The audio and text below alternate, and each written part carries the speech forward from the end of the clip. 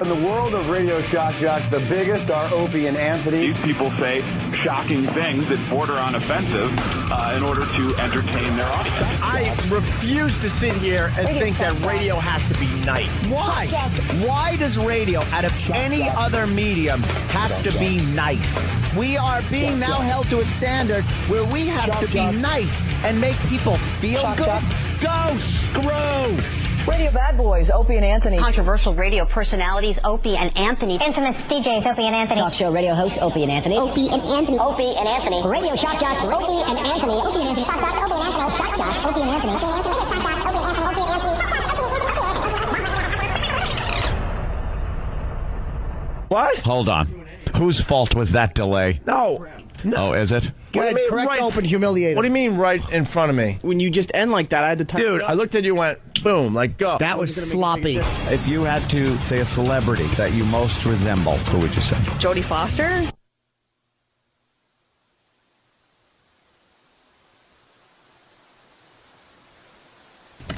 Great. That's good. What happened? Now it just sounds like part of the promo. What happened? We're live. What happened? What's today's problem? What happened? Problem? What happened to our intro? Any clue? Are we on the air even? Yeah, this is, I would say this is on the air. You think this is on the air? Who Yeah. knows? Screw it. Where's our, What happened? where's our rage? What happened? What happened? I just want to know if anyone has a clue. What happened? Iraq, do you know what happened? No, it plays from the other studio. Okay, so why don't we go to the other studio and find out what happened? Travis, what happened? Steve's in there now. Steve's in there. Ah. Dan, what that'll happened? Fix everything. What happened? Fan, report from the bridge. The preliminary report is that the computer that plays that just stopped playing it. Or the file was bad, it just stopped it. It just, before it was over. The file was bad. Bad file. Hi, welcome.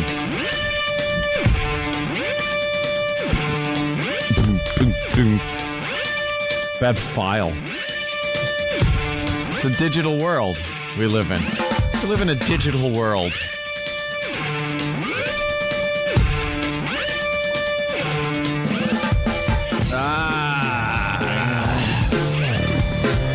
Welcome to the Opie and Anthony Show. Hi. Right about now, Philly is realizing that they don't have Opie and Anthony anymore. Oops. In 3, 2, 1. And there go the phones. Good. And there go the phones. I don't even want to hear it.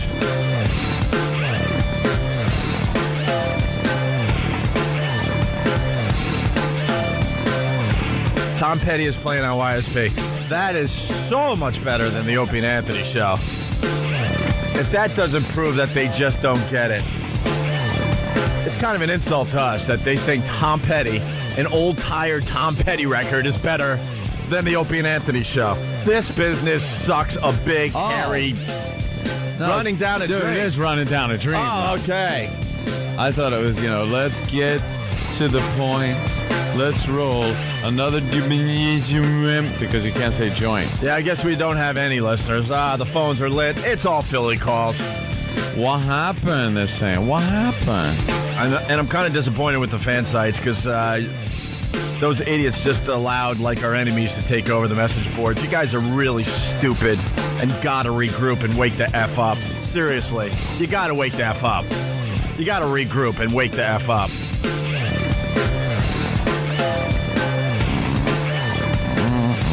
Our phone number, 877-212-ONA. Well, we got to address the Philly thing. Obviously, I went off on a pretty impressive rant yesterday, I must say. Well, it got the attention of the GM and the PD, apparently. Yeah, finally. That was my intention. And then I did some research and stuff, and everyone's getting their facts wrong on fan sites and stuff. Here's the deal. This is what I learned yesterday. Because of my rant, they decided they no longer want to continue with the Opie and Anthony Show. But here's the interesting part of that. They were going to get rid of us within 10 to 14 days. Oh, really? So I just sped up the whole process Well, sped it up. Sped it up. I speeded it up. What? No, just sped it up. I sped it up. So they were getting rid of us either way, but they didn't have the balls to tell us in any form. They were going to just allow us to continue with the Opie and Anthony show in Philly. And then one day, we'd come in here and not be on in Philly anymore.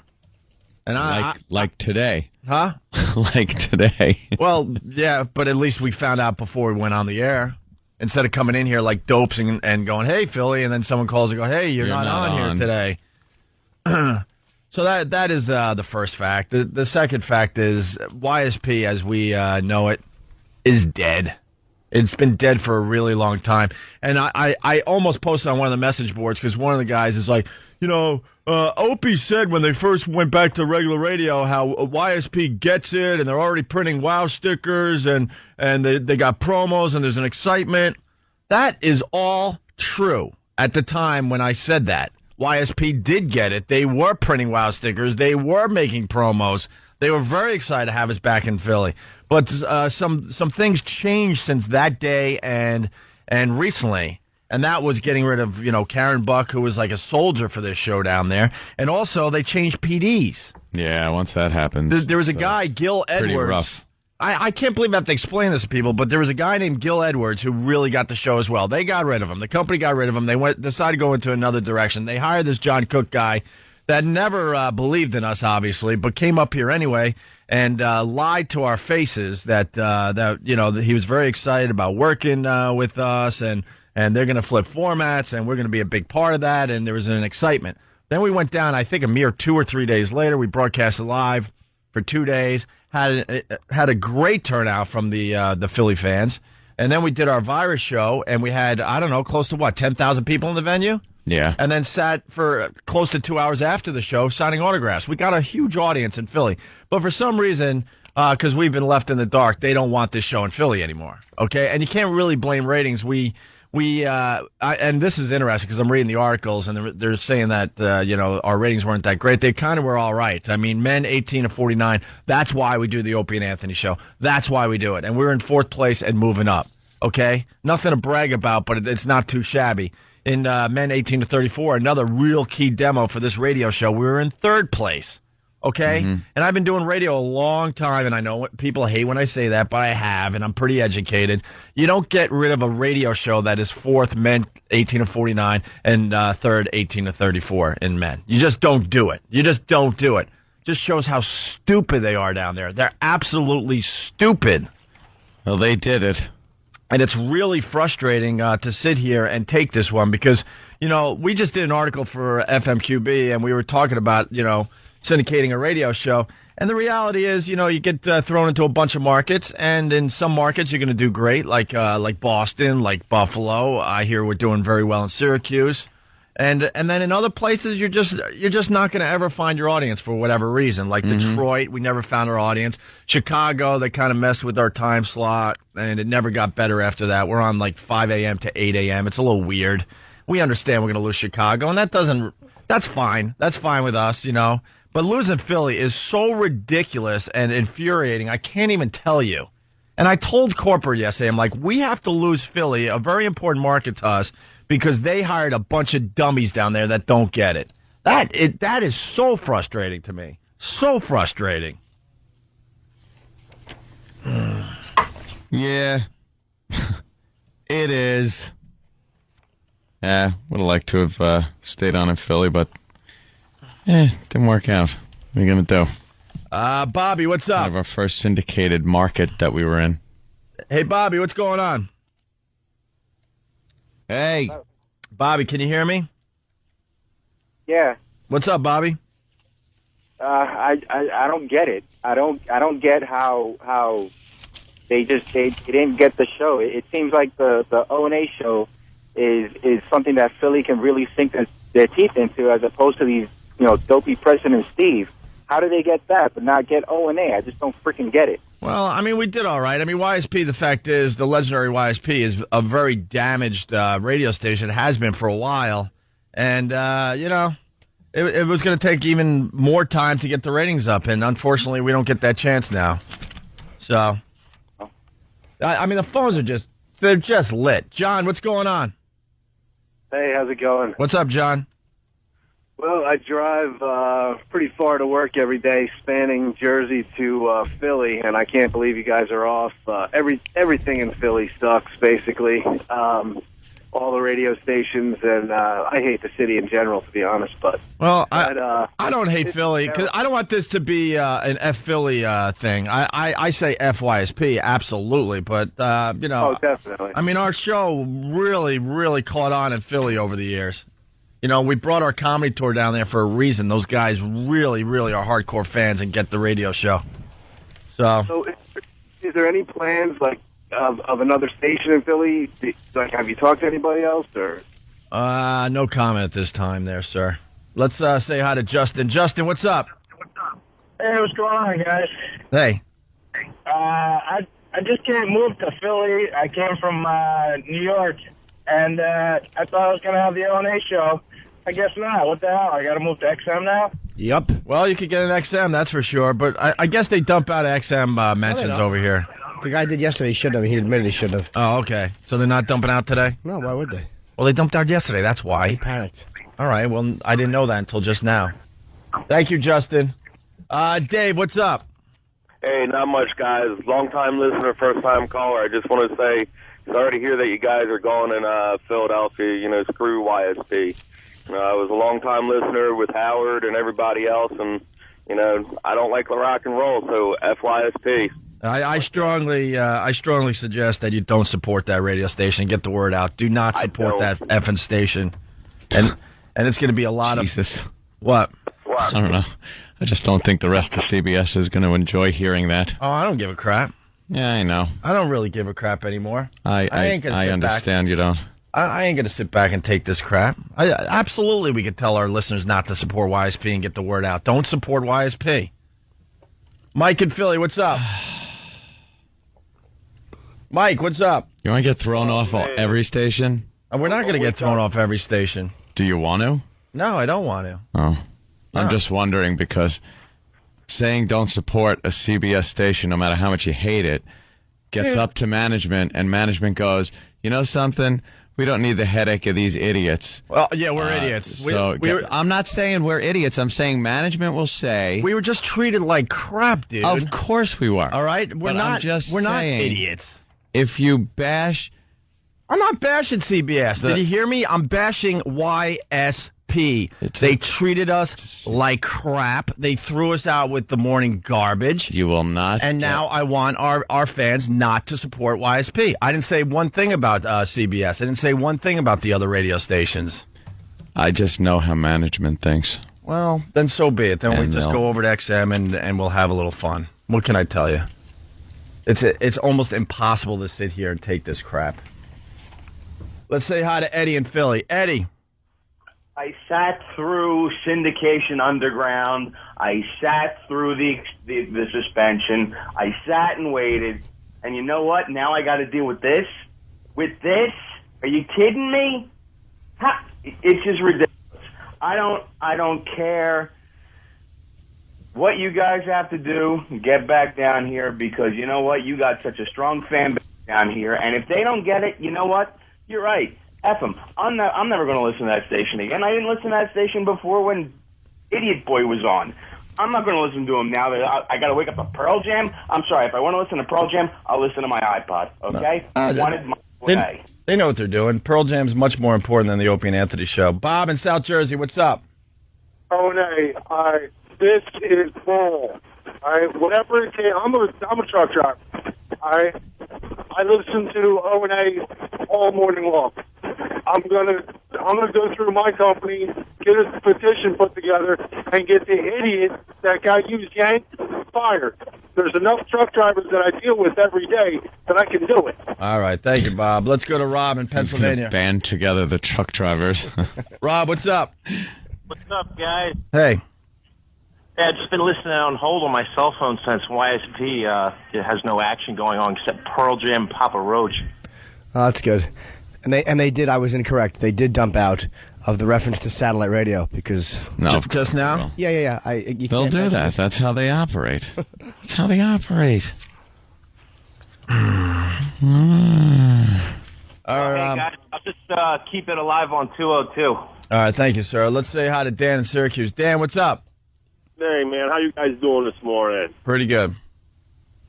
Syracuse, I love you, man. Phil Jane after Howard, love you guys. Don't know what the heck Billy's thinking about, man, tell you the truth. All right. Not a clue, I'll tell you. But you guys go off at 9 o'clock here. I wish you were on for the full shot, man. I really do. Oh, well, thank you, Dan. I appreciate it. Joe, what's going on?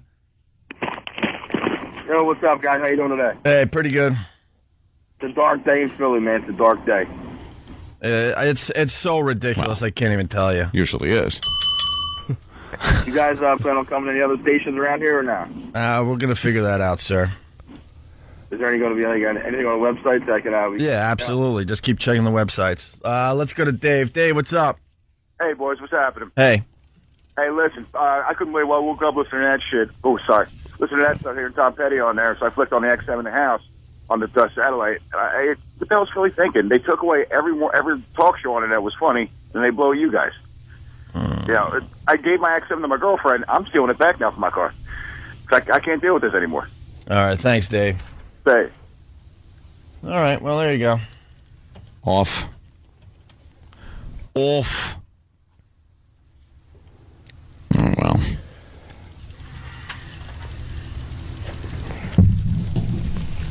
That does explain why he wasn't calling back. Well, it certainly does.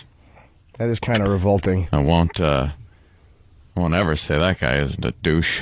He certainly is.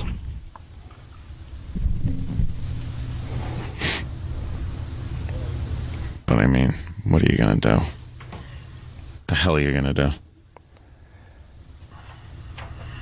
I just hate, you look at the papers and go, oh, okay, this is how they report it. This is nice. The truth of the matter is, we were going to be off in a couple of weeks, but yesterday someone got their feelings hurt in Philly. Yeah, it's like nobody tells you anything. It's like they really don't operate. I mean, there really is truth to the fact they don't operate like men because they don't just tell you what's going on. Nobody ever tells you what's going on. Nah, they're afraid you're going to say something and ruin their plan. Their big plan that everybody figures out anyway before it happens. I've never seen a radio secret that has lasted till they want to pop it. People usually catch on. The word gets out. But they're all just phony. I think there's a new rock station in Philly which has been kicking YSP's ass, which is, I think, a Clear Channel station or whatever. And I think that's why they made the format flip, because they had MMR and then that new station, I think. Yeah, they're running Jockless or something. Yeah. Just music. Yeah. Like an iPod. Delson, what's up? Man, I'm listening to music. I feel like killing myself in Philly this morning. What song is on? Right now, let's see. Now it's a commercial. That's better than what the hell I was just listening to. They know what they're doing down there, though. Oh, man, it's killing me, dude. Jimmy, you killed at the Philadelphia tour. Thanks, bud. Oh, my God. Harry, Philly, what's up? Harry. What happened? We kind of just explained the whole thing. They know better. YSP knows better. The great YSP. I don't want to trash him too much because I got to try to keep my job. So the great YSP. They know better than we do. I apologize. I encourage everyone to go listen to music for the coming weeks until they make their announcement. I don't want to piss off the company too much. I'm looking forward to hearing Jet reruns 11 times a day. What's not to love? Thanks. Have a good one. Punching out. Chris, what's going on? Hello? Hey, Hello? Chris. Yeah, I'm just calling to complain. Did you know I'm down in Philly? Did you know that this is going to be happening this morning? We found out yesterday afternoon. Yeah. But they were going to do it within 10 days to 2 weeks anyway, so. It's crap. No, they know what they're doing down there. I fully support the move. I think it's a great one for Philly and radio in general, so. Well, that sucks. You got a fan missing you, man. All right. Thank you, Chris. I knew I didn't like the guy. What's his name? John Cook? John Cook. I knew I didn't like him when I think he was the guy because I said he looked like Mohammed Atta because of his hairdo, and he got mad. It was like it was like he came in and he goes, "Wow, you can come up with a better one than that," and I immediately know you're not a funny person. No, because that was a good one. I'm sorry you look like him. I didn't say you act like him, but the fact that exactly what he was just a douche in a suit. Yeah, who got annoyed that he got teased. Yep. And the moment that's that what happened, I was like, ugh, what a tool. That's exactly what happened. He got his little feelings hurt. Yeah. Oh, you come up with a better one than that. No, that was the reference. No, that was a good one. one. I said it, idiot. It was a good joke.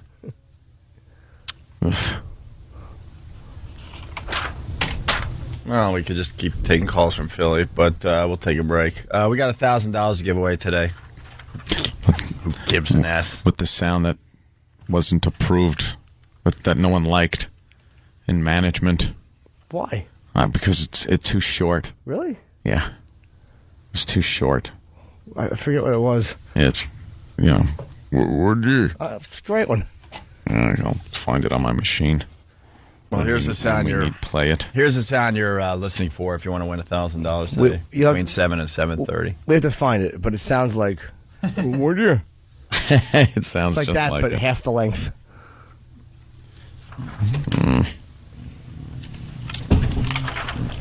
There it is on number 4. Remember that. It's on 4.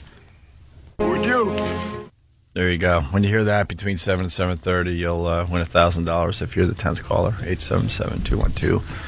O&A. It's Opie and Anthony. And we're back with the Opie and Anthony show.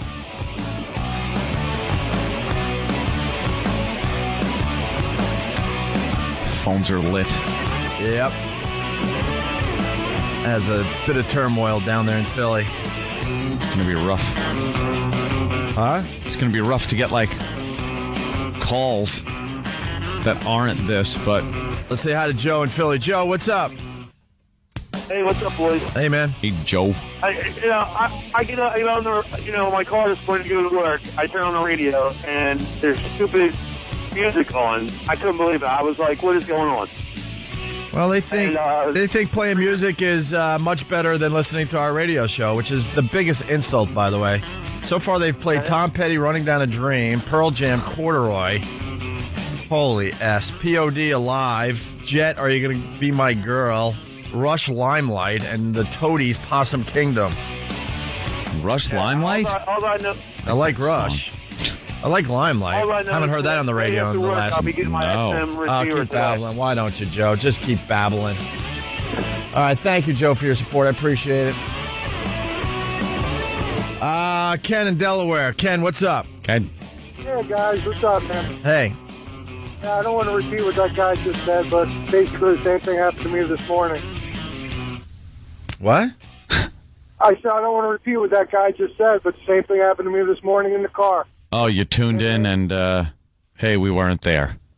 Weren't here. Yeah, that's how it works in radio. All of a sudden, it was hilarious because, the decision went down. Within seconds, they wipe any trace of us off their website, off the actual radio station. I think they had the van repainted already. It's so infuriating. And instantaneous. Yeah, I was going to go to work and check out the website, but I guess I won't bother then. No, there you go. There you go. Do you guys have any plans to go to another station down here? Absolutely. Absolutely. Oh, really? Absolutely. This is the funny thing, by the way. A lot of people thought Anthony and I went back to regular radio because we wanted to make more money. The fact is, the deal we made is okay. It's not blowing anyone away. No, here. It's not the be-all, end-all radio deal, that's for sure. And it's so funny when I read about that they just went back to regular radio because they want to make more money. No, what we really wanted to do is we went back to regular radio because we wanted our stuff. We just did a really long article for FMQB, by the way. It's coming out Friday, and we'll make sure it's on the websites. It came out very well.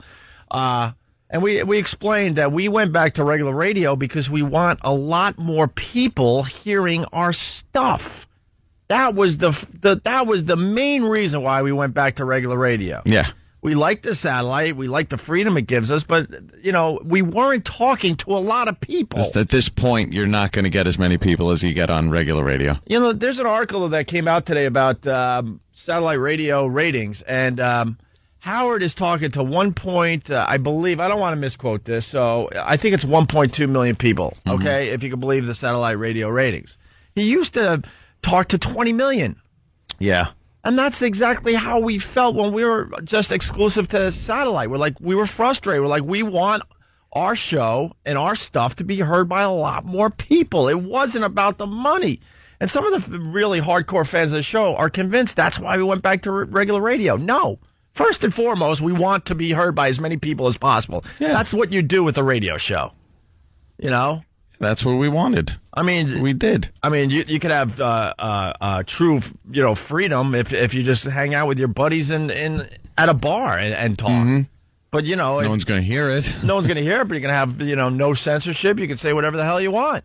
And that's kind of the dilemma with the satellite and the regular radio. But we thought it was important to try to talk to a lot more people at this time, and while the whole satellite radio world continues to grow. Yeah. That was the reason we went back to regular radio. And I'll bet you that number is very accurate because they're going through merger talks, and everything has to be reported to the Justice Department. So, I mean, their books are wide open. I mean, it's like that's probably a really accurate number. Well, if it's accurate, they're saying that we're talking to a lot less than Howard is on satellite radio. Oh, no. Yeah. What liars. Well, and that's what's weird because the company had told us differently. So who knows? I know this much though. You talk to less people. I heard the survey was done when we were suspended. Oh, really? Yeah. Oh well, they're not going to. That's not. I'm not kidding. But they're not going to report that. No, of course not. Because already I see on some of the radio sites, people are laughing at us that Howard's talking to 5 times more people on satellite than we are. Yeah. But now you're saying that survey was done when we were suspended for 30 days. But that won't be reported. No. It won't be reported that when they did suspend us, a lot of listeners dropped their canceled their subscription to satellite.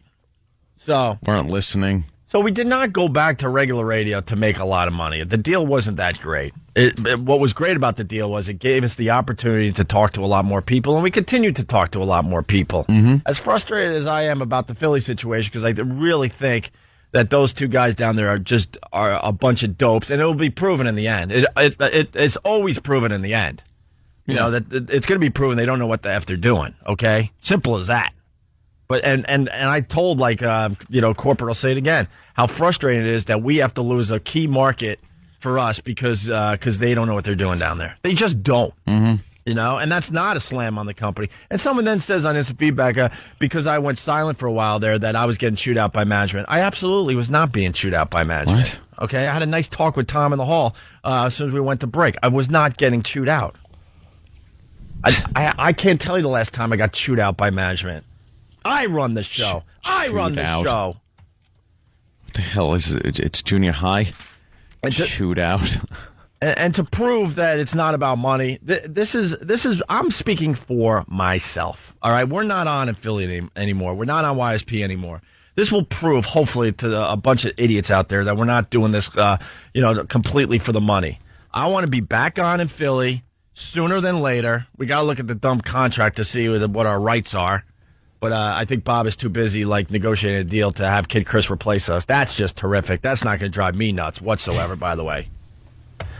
That's another story for another day. But here's the deal. Simple as this. I want to get back on in Philly. I want to be back on in mornings.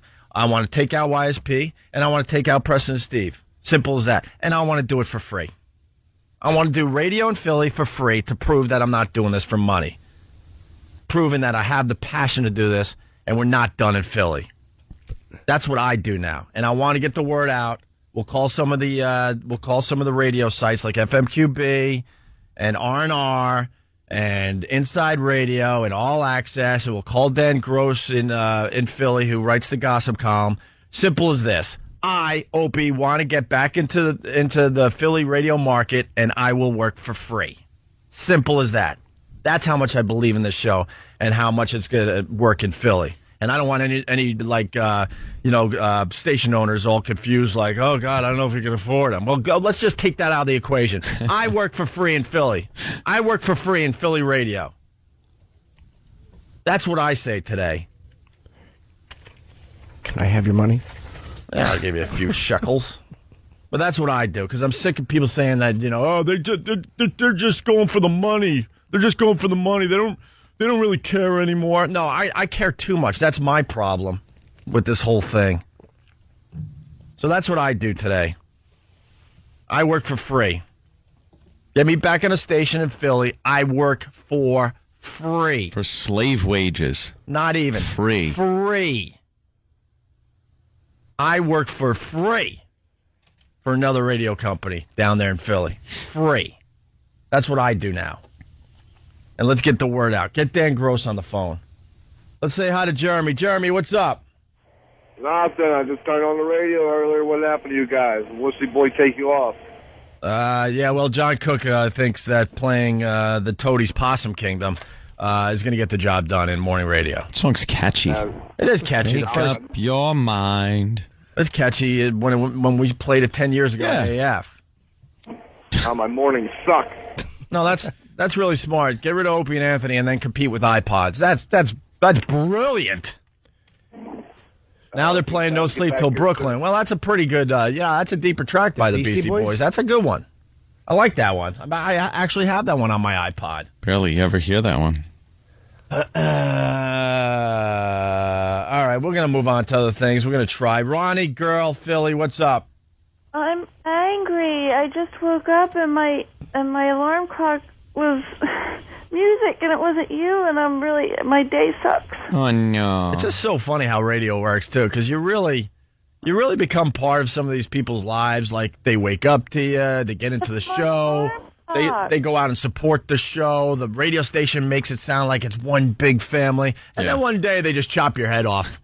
I mean, it's just amazing to me. You're disowned by the family. Right. For a minute. Huh? Can I be a pain in the butt for a minute? And can I ask, can you guys just keep me on hold so I can put you on a speakerphone and listen to you while I get ready for work? Yeah, sure. We can do that for you today. Love you. We're just gonna take one listener at a time in Philly There you go. by the phone. She's on hold. There you go. Our audience just went up by one person in Philly. We're back on. We're back on in Philly. On the phone. Talking to one. What kind of ratings can you get for one person listening? I don't know. What if she listens 24 hours a day? I think we get an impressive number there. That would be pretty good. I think we get an impressive number. I listen on hold. Is that what station is that? No, hold on the phone, not the hold. Let's go to Tony in Chicago. Tony, what's up, buddy? Hey, man, I just want to say I support you guys 100% here in Chicago. Oh, boy. Thank you, Pray sir. to God they don't take you off. All right, thank you, Tony. You'll miss us. You'll miss us. It was interesting. I know how much I could say, but there is some happiness with us and the company, and they're working on things. I could say that much. And they're talking to the radio stations we're on. And I found this kind of funny. Remember how we, and I'm not speaking out of turn. It's just kind of funny. You know how like West Palm doesn't really like the show and doesn't want it and stuff? Yeah. They haven't said no to the negotiations that are going on.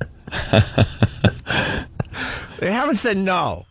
I'm starting to like that West Palm because they're just weird. They're just weirdos down there. Weirdos. They've hated the show since we went on in West Palm Beach a year and a half ago. They hated us from day one. The first memo we got, they basically said yuck. A year and a half later, we have this weird relationship with West Palm Beach, and it was brought to my attention that, let's just put it this way, they could have said no by now. Yeah. And they haven't. Is that promising? Honestly, I don't think so. But we're rocking on the buzz, dude. Right. But it was just funny to me that they're kind of taking their time and thinking about it a little bit. Yeah. Which I find hilarious. Just waiting. Maybe they haven't found the right person. Maybe they're just going, we'll see what they do. We'll out of sight, out of mind. And I'll say it again, the West Palm Beach situation, man, I truly, and I'm not kissing ass right now, because I heard this news yesterday, and my gut feeling is we're going to be gone in West Palm Beach, but I have to say it again. I do respect the PD down there because he always told us where we stood. Always, from day one. Right, which was far away from him as humanly possible. Right. All of a sudden, he had meetings he had to go to when we were down there, and had to go play golf, and then they had their big concert that we were kind of part of, and we had the last dressing room that was kind of attached to the parking lot. We get it. They did the bare minimum for us, and I respect that. There's really no O&A stuff at the show. No. But, yeah, that was we went down there. a fun day. We went down there 10 months ago. 10 months ago. And we thought we were going to lose the show like as soon as we got back to New York. It's been another 10 months, and we're just kind of still limping along for them in West Palm Beach, Florida. God bless. And it was brought to my attention that they haven't ruled out. They haven't ruled it out yet. Yeah. But it's if I was a betting man, though, come on. Please. I mean, please. But I just found that kind of funny. Wow. Let's say hi to Mike in Philly. Mike, what's up? Yeah, long-time listener. I'm just wondering why I'm not hearing you on the radio today. Well, they decided that music's more important, and someone's feelings got hurt yesterday when I called John Cook a wussy boy. He really should look up Dave Douglas's career. It's going to be a lot of fun in the coming months and coming year. That's for sure. So they're doing music now, but because then I heard the stupid Opie blew the whole thing up. No, I'm not stupid, by the way. I really am pretty calculated. And it was proven to me yesterday when corporate told me no, they were going to get rid of you guys in 10 to 14 days. I just beat them to the punch and got some fine shots in. So, Mike, they're playing music instead of us, so enjoy. Have fun with that. I'm sure that'll work for everybody. Yeah. All right, let's go to Dan in Philly. Dan, what's up? Yo, what's going on, guys? Hey, man. I've been listening to you for like 3 months now, and pretty sad to hear that you guys are gone. And Jimmy, you are hilarious, dude. Thank you, mister. I loved you and Lucky Louie. Who didn't? And, the critics. I'm sorry, Jim. Thanks, buddy. Answering kicks ass. Thanks, fella. All right, sir. And it's pretty sad, man, that you guys aren't on anymore because you guys are awesome. Well, we'll figure something out. But I mean it, man. My word has always been my word. I want to get back on in Philly, and I will work for free to prove to the critics we're not doing this solely for money. For free. Can't wait to hear you guys. It was a sad day when Karen Buck left. She was very good to us down there. That kind of sucked. Yeah, that was like a final straw kind of a thing right there. Karen Buck was like the backbone of that station for many years, and we ran into Tim Sabian for the first time at the Pat Cooper roast, and I gave him props. I'm like, man, Tim, just hasn't been the same since you left. You knew how to work this radio show in a syndicated market. That's really, really important. But yeah, Karen Buck was the final blow. One by one, they were leaving, and it just isn't the same radio station that we know and love. And that was told to me yesterday too. Look, all the people that really were behind you guys and got the show are long gone.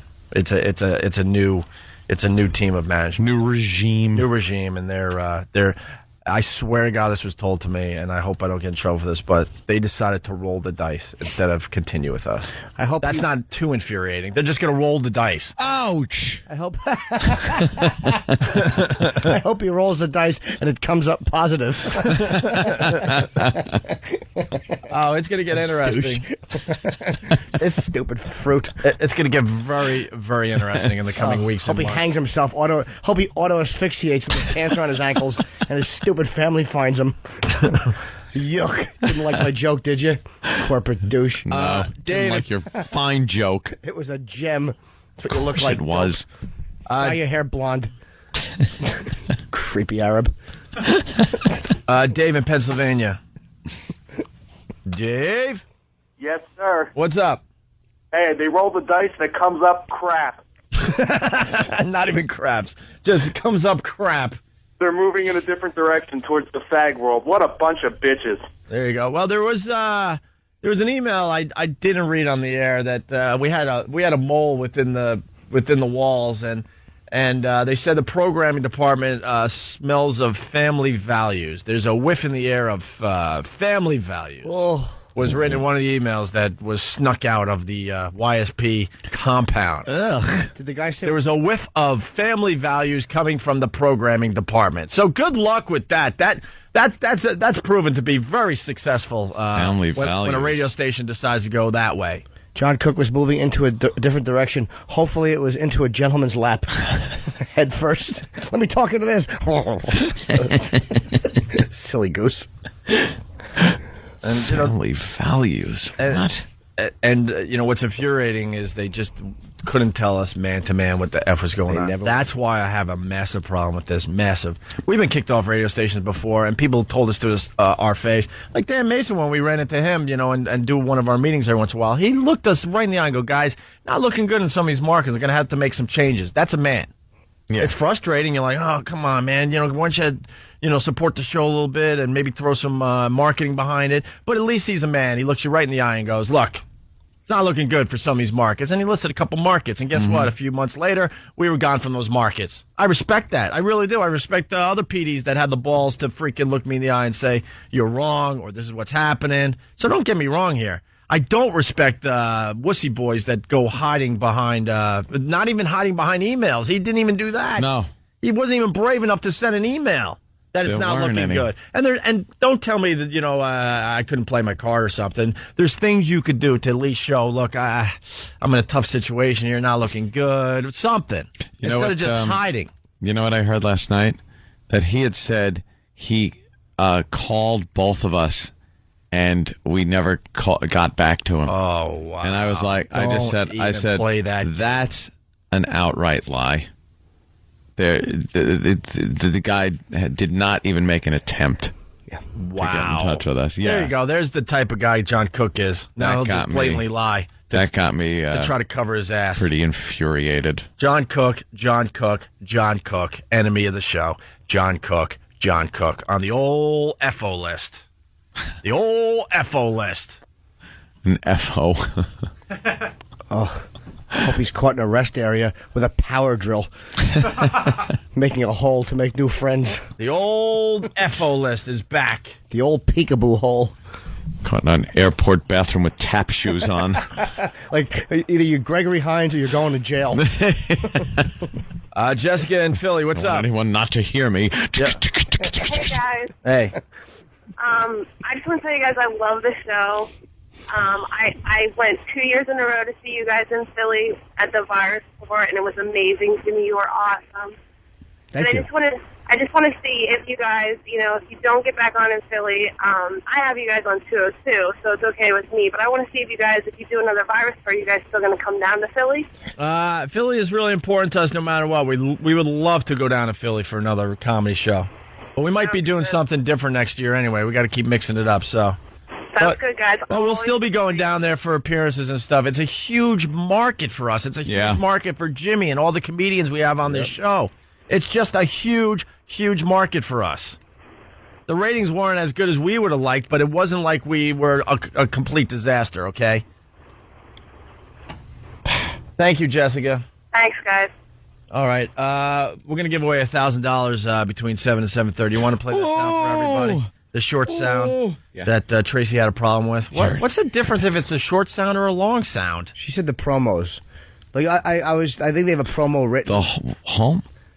What? Oh. No, they run stations in Philly. I don't really look like him. Okay, good point. You do, stupid. She said the promos have to be. That's why, because it was hard to put into the promos.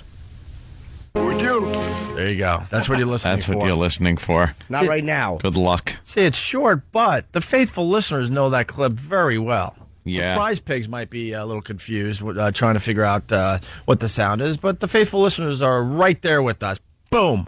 Yep. Right there. So when you hear that between 7 and 7:30, call, and 10th caller will get $1,000. We're gonna attempt to move on. What's one more thing that's annoying about being off at YSP? It's that we were attacking the other morning show. It's like, you're not going to... What are you going to do, just roll over and bite a pillow and take it? At least we were attacking the other show and trying to make their lives a little miserable. Like, calling out their awful, stupid bits. Yeah, it was gonna happen too. That pillow biter. I have no doubt in my mind it was gonna happen. Oh, but you're right. Bet you John couldn't call because every time he spoke, feathers flew out of his mouth from biting a pillow. He coughs and feathers just fly out and down. And people didn't like my choice of insults. Wussy boy I went with. Sorry, but half the other stuff I want to say I can't say anymore. So wussy boy That's is true. what we're down to. And he is a wussy boy. He's not a man. Nowhere's near a man. That's right. If you don't see your family, you can never be a true man. All right, we'll step aside. Giuliani, wow, there's some outrage in New York City, and it involves Boston. Yes. This is terrific. We'll get into that next, and we'll do some other things. We got to talk about the doctor and the screensaver. Just amazing. Yeah, that's a good one. And then Hillary had some fun things to say about her marriage. Oh, really? I thought that was really funny. Yuck. Yeah. It's Opie and Anthony.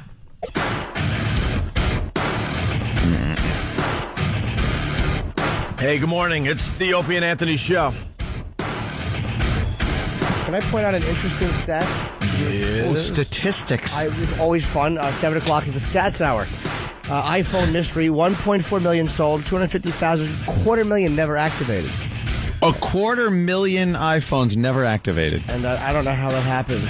Other than the fact that my girlfriend and I were having dinner the other night, and Brooke Shields was at the table behind me. Did I tell you this? No. And she was going to text me because she didn't want to say it because she was right behind us. So she's like, I'm texting you. And an hour and 20 minutes later, I got the text. Because apparently sitting across from someone, and then finally she's like, did you get my text? I'm like, no. And then she had to mouth, Brooke Shields is behind you. And I went, where's Brooke Shields? Did you have a signal? Yes. You got an hour and a half later? Yeah, well, I figured out the reason. The way it works with AT&T is that when you send a text, somebody jots it down and runs it to a messenger service down the street, and then they retext it. That's what happened. Oh, okay. That is really frustrating. With AT&T, yeah, when it you're really 3 is. feet away from the person that is texting you, and you get an hour and a half later. I actually caught myself biting my phone. Did you bite it? When I put it through the case, I went, ha ha. You like to bite things. It's the only way I can express. You're a biter. Yes, I am. The iPod thing with the 250,000 not activated? Presents that people just didn't want. So that's a good point, too. Oh, wow, yeah, As a birthday gift or an anniversary gift, and you're like... People waiting for their old But contracts. I like my phone, or waiting for their contracts then. Okay, that makes sense. Yeah, absolutely. And also people that were buying them to sell on eBay. Right. Yeah, because everyone thought they had a perfect scam. By the way, just keeping track, you know, we're not on in Philly anymore. No. But what our fine listeners in Philly are getting to hear this morning is the Beastie Boys, No Sleep Till Brooklyn. Zeppelin, What Is and What Should Never Be. Oh, thank God. Green Day, Basket Case. I bet you they dedicated that one to me. Korn, Freak on a Leash. And the Red Hot Chili Peppers, Give It Away. They think Give It Away. that this will get the job done instead of having our show on their radio station. I hate corporate research. Godspeed. There you go. Let's say hi to Dave in Virginia. Dave, what's going on, buddy? Hey, Dave. Hey, guys. Hey. Hey, I want to wake up my spouse. Okay. Oh, goody. She's been bitching for a week about the ice maker not working. Well, guess what's working? The ice maker. It's beautiful. I've got the bucket right here filled with ice. Okay, it is Wake Up Your Spouse Wednesday. Too bad he's not the ice man. It'd be great to hear him wake his spouse up. Bucket of acid. All right. You know how we want this, right, sir? I got to get the phone right. I'm going to plant it next to her, and then I'm going to go back and get the ice bucket, and then I'm going to dump it. All right. That sounds good. All right, let's go. All right. Oh, here we go. Hold on. Here we go. Wake up your spouse. Mm-hmm. Dave is bucket of ice. Dave's playing. Wake up, Philadelphia! Man, it'd be great to hear him again. Yeah. Wake Up Philadelphia. What? And I swear to God, he hung up. I have no idea what that was supposed to be. Was he going to play another radio station? Was he going to play YSP? What was he doing? They really screw up with this show because they should just stay on the air. There's a real panic that happens when people try to prank us. I don't know why. I think we're very intimidating. They want to get out of it very quickly. But what does Wake Up Philadelphia mean at the end of that? Was that even a prank, or was he yelling at us? And then there was sort of a radio station. I don't know which station. Yeah. What station was he trying to promote? One that's on in Philly? Maybe his spouse is John Cook. I don't get it, sir. All right. I want to say good morning to Boston. We're going to be there on Friday for the big Halloween party. Yes. Looking forward to that. I've been hashing over what costume I want to wear. I don't want to do the same old thing. And it kind of came up with an idea last night, but I wanted to, be a surprise. What are you going to dress as? I'm going to dress like I do every year. In my regular clothes. Regular clothes. Jimmy? I think it's just creepy when adults dress up for Halloween, man. But it's a party. It's kind of creepy. Women could get away with it. Hot women dressing up for Halloween rocks. Yeah. But then, I don't know. It's kind of creepy. It's not my thing. No? No. That's kind of fun. I don't trust There, that me. either. There I am in that picture. That's a wonderful shot. I wish I did enjoy it. Oh, you don't. No, but I kind of wish I did. I'm a shy boy, too, but I like... Can you give us a hint on your costume for Friday? No, it's just an idea. I don't know. I might just end up with the same old thing. I kind of like carrying a sword around. Makes me feel safe. Yeah, no kidding. Well, this is amazing. Rudy Giuliani.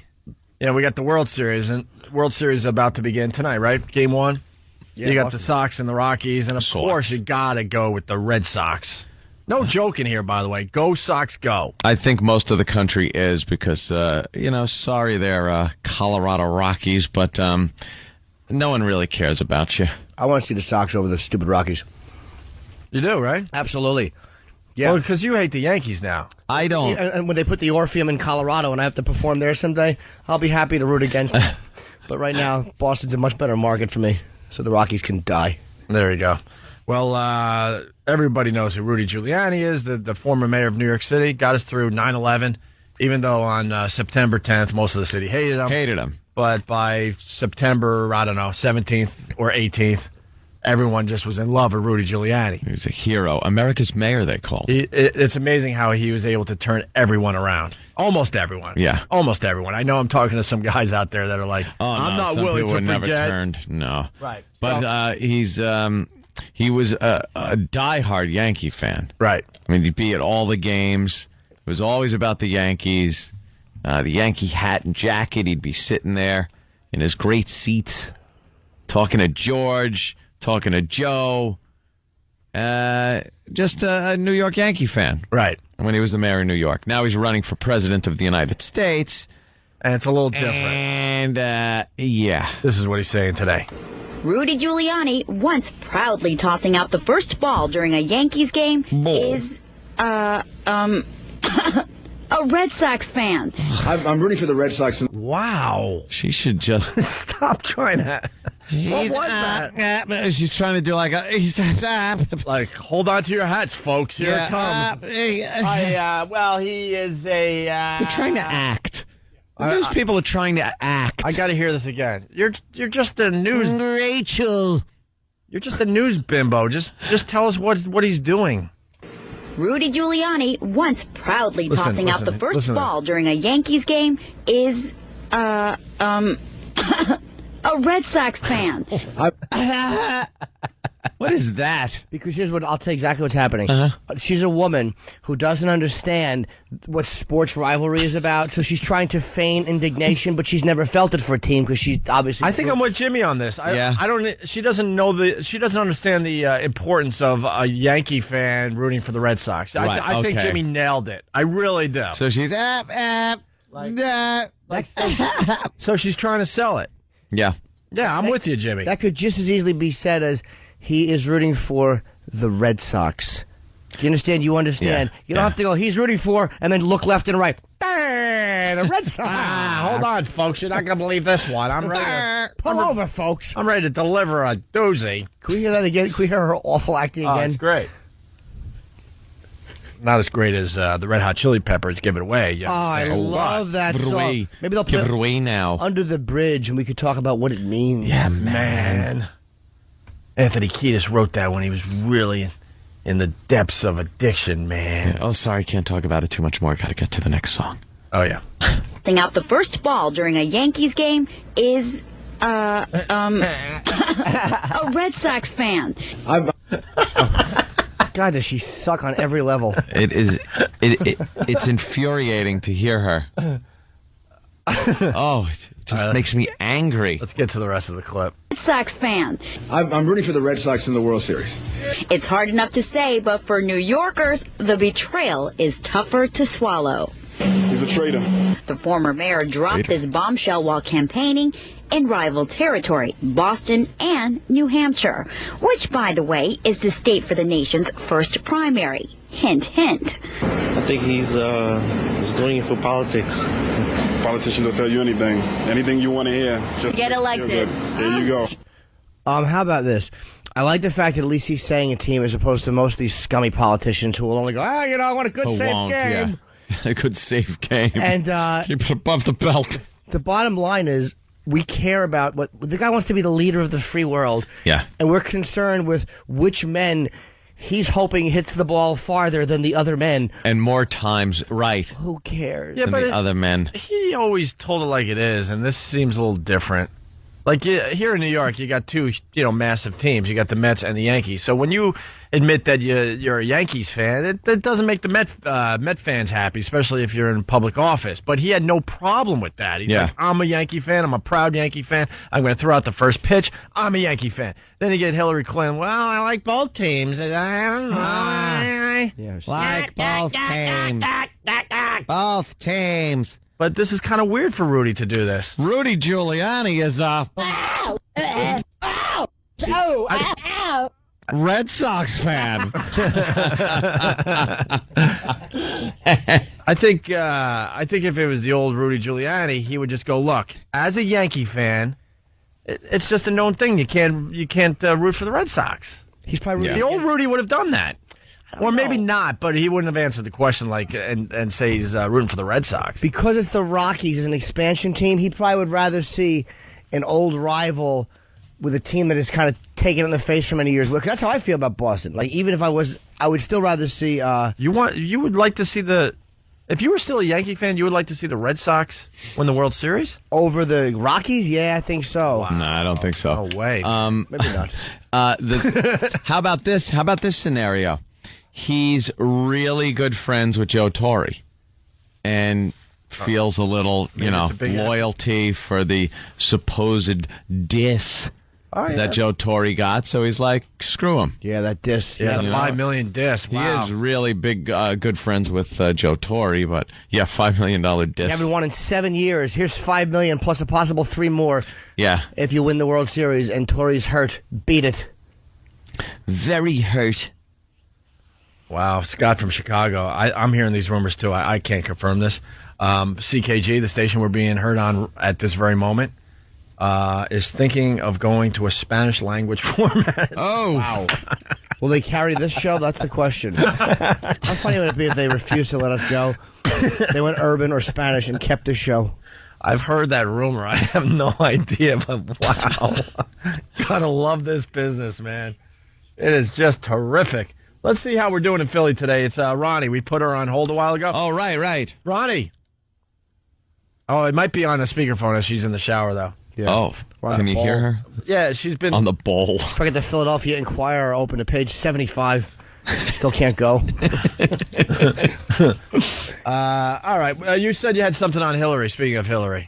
Oh, yeah. Hillary, apparently they're starting to talk about her relationship with Bill Clinton. Because when you're running for president, you need a stable marriage and relationship if you're married. And we all know what happened with Bill Clinton and the famous Oval Office. But in Hollywood, you could be like a single parent and make it into the White House and stuff. And then you get to date as you're the president of the United States. Yeah, in Hollywood. Only in Hollywood. What movie is that? Yeah, where he's dating and dancing and people aren't outraged. Right. People would be just outraged at everything a single president did. Oh, and rumor has it a woman was in the White House last night. Right. That'd be, but that would be great. It was a terrific movie, Dave. Was it Dave? Yeah. Oh, my God. What? Just the gifts. Did you say the romantic gifts he brings her? Yeah, we'll Yes. get into that. So. This is the some of the romantic. Now they got to talk about this Bill and Hillary Clinton romance that's going on. This whirlwind romance that's going on between this cold fish Hillary Clinton and this I'll F anything Bill Clinton. He brings her romantic gifts like Mentos and cigars. Yeah.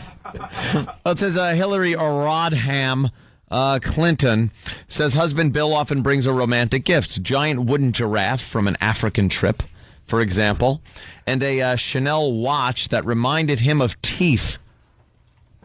Wow, maybe because she has choppers like Mr. Ed, is that it? Could be. Her howdy doody teeth. And this is my favorite line. He's so romantic, the former First Lady said it in an interview for a November issue of Essence magazine. He's always bringing me back things from his trips. Like chlamydia and the clap. Crabs. Here's a giraffe, whore. Here you go, you distant iceberg. Here's a giraffe. And here's a way to really face up to what happened and really put it in honest terms. Now, obviously, we've had challenges, as everyone in the world knows. She calls what happened in the Oval Office with an intern a challenge. Sure. To me, maybe the loss of a child is a challenge to a marriage. Yes. Money problems. You got kids and you can't afford to send them to college. These are challenges.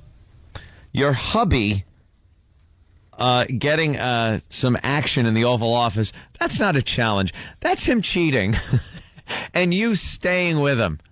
And she tries to pawn it off as being a strong woman because she knew what she wanted. Yeah. She wanted her man. Just more sickening, neutral language from a mullet idiot who never takes a stand. Yeah. She said, while sticking it out might not be for everyone, well, it sure was for Bill Clinton. Mrs. Clinton said, women should support each other in choices they make in their marriages. So women should support a woman that stays by her man after he disgraces the office of the presidency, their marriage, and just stay right by him because you're running for president. And when she doesn't become president of the United States, how long will it take for her to file for divorce? Because she's not fooling anyone. No. She's doing this because you need to have a stable family life. Right. I think you said that, right? Yeah, that's why. Yeah. That's why they're starting to pull all these things, and then Chelsea shows up in the news every so often and goes, look, we have a daughter, too.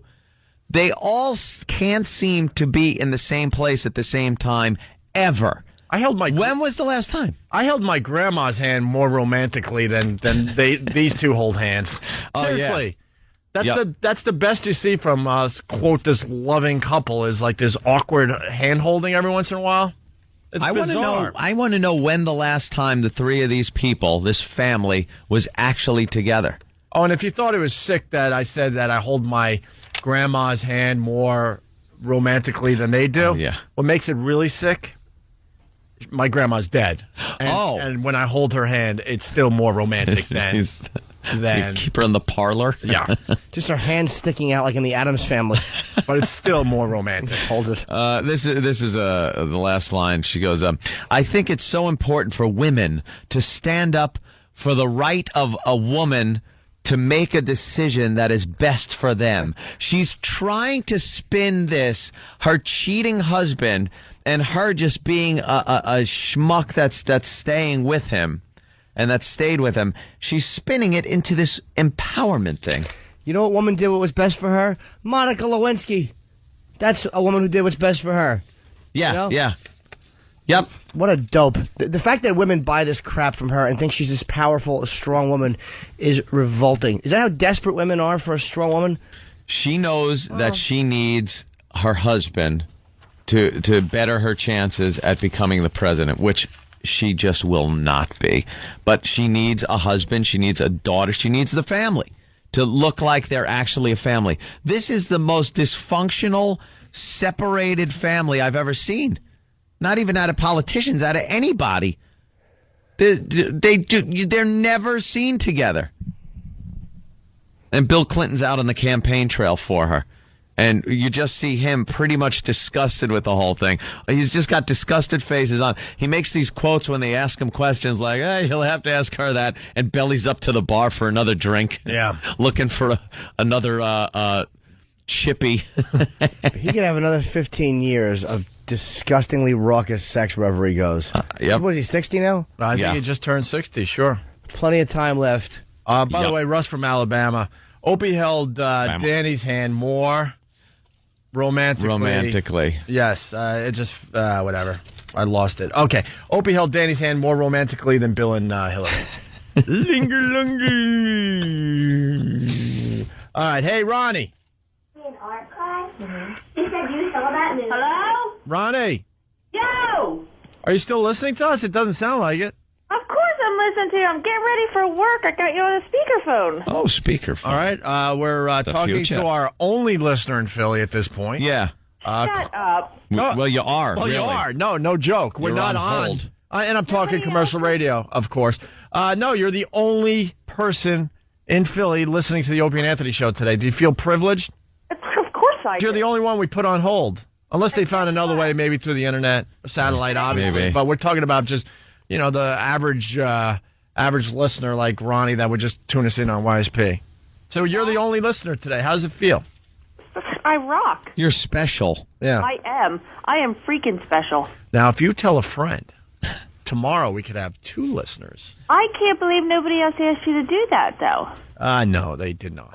That's just gay. But you're going to have to tell somebody, and we're going to put 2 people on hold tomorrow to hear the fine show. So we could double our audience in Philly. Yep. If I call tomorrow, will you do that for me again? Absolutely. 100% increase in listenership if she gets a friend. Yeah, then we could put out a press release and show everyone how great we're doing. Okay, now, are they really thinking about replacing you with Kid Chris? Because if that's true, I'm going to shoot myself in the head. Don't shoot yourself. It's pretty obvious that's what's going to happen. I mean, No, I hate Kid Chris. Well, no, don't shoot yourself. Then you'll lose your on-hold listener. Could you shoot yourself, though, live on the show? Because that if you had to, okay. Because that certainly would create a buzz. If you had to. Right, the news would have to report on that, and then everyone would have to tune in that show to go, wow, this is the show that had a listener kill themselves live on the show. This is crazy. Yeah. Well, then we'd be off for a while. Myself in the foot or something. What? I might shoot myself in the foot. All Maybe right. not, kill myself, because I do have a daughter. All right, I'm going to put you back on hold. Don't want to lose our only listener in Philly, so I'm going to be very nice today. There you go. Ronnie's back on hold, the only listener listening in Philly right now. All right, there you go on Clinton, right? Yeah, just a phony statement about a phony relationship. Just so she can get some votes from the, the Midwest, the people that are like, I'm not too sure about that. But, she is married to the ex-president. There you go. My God, man. Sometimes. Oh. What? What happened? Huh? It's Opie and Anthony. Congratulations to Paul. He won $1,000. Courtesy of the Opie and Anthony Show. Paul, what do you have to say for yourself? Uh-huh. Wow. Uh-huh. Sounds so excited. Uh-huh. Uh-huh. Uh-huh. Hey, what's up, guys? Hey, congratulations on the $1,000 there, buddy. Thank you very much. What are you going to do with the $1,000? I'm going to spend it. What do you think? There you go. All right, Paul. Thanks for listening. We appreciate it. Thank you very much. We got to get a new sound for tomorrow's contest. You got one over there? Possibly? Yeah. Something longer. Uh-huh. I like how that guy was very responsible with his $1,000. He's going to spend it, of course. It's called a word we can never, ever use, rich. That's what they call it. That's what he's going to be. A horrible banned word, rich. That's going to be now banned. John in Philly, what's up? Hey, what's going on, guys? Hey. I'm missing you already. I don't know what to do. Want me to send Luca Brasi over there?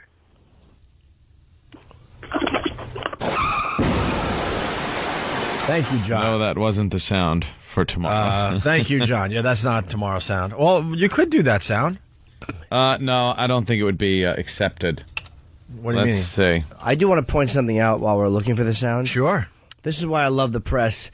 An off-duty cop in a road rage incident shot and killed an unarmed guy. I think the kid he shot was a black kid here in New York named Jason Tirado. I think so. Mm-hmm. And, 19 hours later, he was an off-duty cop. 19 hours later, he turned himself in. And it's on page 19 of the Daily News, and I think it's on page 13 of the New York Post or something like that. Okay. Off-duty cop shoots and kills an unarmed guy in a car over a road rage incident. I wonder why it's on page 19 of the Post, of the Daily News, and page 13 of the Post. I wonder why it's not headline news. Yeah, that would be a big story, right? Sure. Should be a big story. Like when Fat Nick used a racial epithet and attacked somebody with a bat. It was first page news for weeks. Weeks. But I guess this one's not. Oh, my God, that's right. Both of them are black. That's what the thing was. Ah. Both black. Okay. Yeah, here he is, page 13. Page 13, you think page newspapers are scared to put those type of stories like front and center? Yes. I think it's scared. It's again, we know that their political affiliation is typically very liberal, and with that comes guilt. And I'm not trashing all liberals, but I'm saying when it comes to racial stuff, liberals, you have to admit you're awful. Mm-hmm. With a lot of other stuff, you're right, but with the racial stuff, you're terrible. Right. There you go. Wonderful. Good. Page 19, page 13. Hey, what do we know on the California fires, besides the fact that California is burning? Burning. Well, the governor spoke this morning, and no one understood and what I have he was saying. No clue. Either the whole place is burning down or the fires are out. Yeah, no. It's just the oddest thing still. They had him dramatically looking at the fires from above, like he's in a helicopter or a plane. Yeah, I get to the chopper. And he had a cameraman with him, and he was just like deep in thought, looking out the window. Yeah, you're like, wait, that's surveying the damage. It's Conan the Barbarian. Yeah. These are multi-million-dollar homes just going down one after another. Yeah, they suck. It's just amazing. And how many houses? Huge evacuation. 1,300 houses, something like that already. Destroyed. Completely destroyed. 500,000 people evacuated. This is like more people are being evacuated than they did for Hurricane Katrina, I believe. Yeah. At this point, right? Yeah, and then yesterday I heard on the news about how they're putting some people in Qualcomm Stadium. Right. Down there in San Diego. And how it's like a different scene than we saw during Katrina. These people are getting gourmet food, massages. They're getting massages, gourmet food, water, everything they need. So basically you're trying to say that people aren't just like finding a spot to take what? No, all the facilities that they could possibly want. It's just amazing how different things are. It is. Because a lot of people were saying, I would like to see a similar disaster in a predominantly white area, although there's a lot of Mexican people down there in San Diego. But I think they just skedaddle back across the border until the fires go out. Then they can come back. But, some well-to-do areas there. Like you said, these are multi-million-dollar houses going up in flames. And I guess that's, everybody's answer now. Everyone got their answer. Gourmet food and massages, because they get tense. People get tense when their houses burn down. I see there was some kind of tent city. I saw one of the pictures. It looked like Tent City. I always wonder, where the hell do they get all these tents on a moment's notice? Yeah, well, the military. Somebody's making some cash. On tents. They were doing massages, though, in New Orleans. It was the face and fist massage that was going on. That's called an adjustment. Yeah. All right. Hey, we got your story of the day. So, yeah, that's still nowhere near under control, right? No, they said that the winds are dying down a little bit. They've got a few of the fires under control, a lot more than they did. And so one of them up to 85% under control, but there's still others that are 15%. And I don't know how you get a percentage on control of a fire. Look, one gust of wind. What's his name on Good Morning America? He found a flame to do his live report from. That looks like a gas line. It must be, right? Wow. Of all the flames you could pick for your live shot, He picked a 4-foot flame coming out of the ground like it's just a gas thing. What a douche. He's standing in front of a hibachi doing a news report. A moron. The heat here. Amazing. And then GMA went real dramatic. They showed a charred kid's bicycle. They found a charred kid's bicycle. Oh. Had video of that. And it had a kid on it, and he was like in mid-newspaper throw. All right, hey. Nothing didn't really happen. That is good. I was reading something about Arnold. What was that? I was reading Arnold needs to activate the alien water sprinklers hidden beneath California. Pat from Monaki. Little Total Recall thing. He needs to put his hand in the... I need to get advice from Quato. He's looking for Quato so he can get advice on the fires. Amazing. You can see the smoke from space, too. That's a biggie. When some of this stuff happens, you can see the smoke from space. From space. When 9/11 happened, you could see the fire and the smoke from space. People do get amazed when you could see things from space, but it's just the planet. It's just higher up. Look, yeah. It's like, wow, you could see it from space. But isn't it only... How many miles is that? Space is technically just like 64, 65 something miles, like that, something right? like that. Okay, yeah. And I don't know. Look at it. It's blowing out. The smoke. The plume of smoke is probably going out over the Pacific further than California is wide. Oh, easily. So you could probably see it from space. You know what else you can see from space? You can see like quasars, which are probably 10 million light years. Yeah, exactly. You can see stars, other solar systems, suns. Jimmy makes a great point. Yeah, you can see the smoke from space, but guess what? From Earth, when we look into space, we're seeing pretty far. Let's just go with the moon. Let's go easy. How many miles is that? 250,000 or something? Yeah, we can see that. See that pretty well. It's really funny, like, the Hubble telescope was designed to see the beginning of time. They can't get through this certain space dust. There's certain stuff they can't see through. But they said that the equivalent of how good it is if you were in New York, you could differentiate between two fireflies in Tokyo.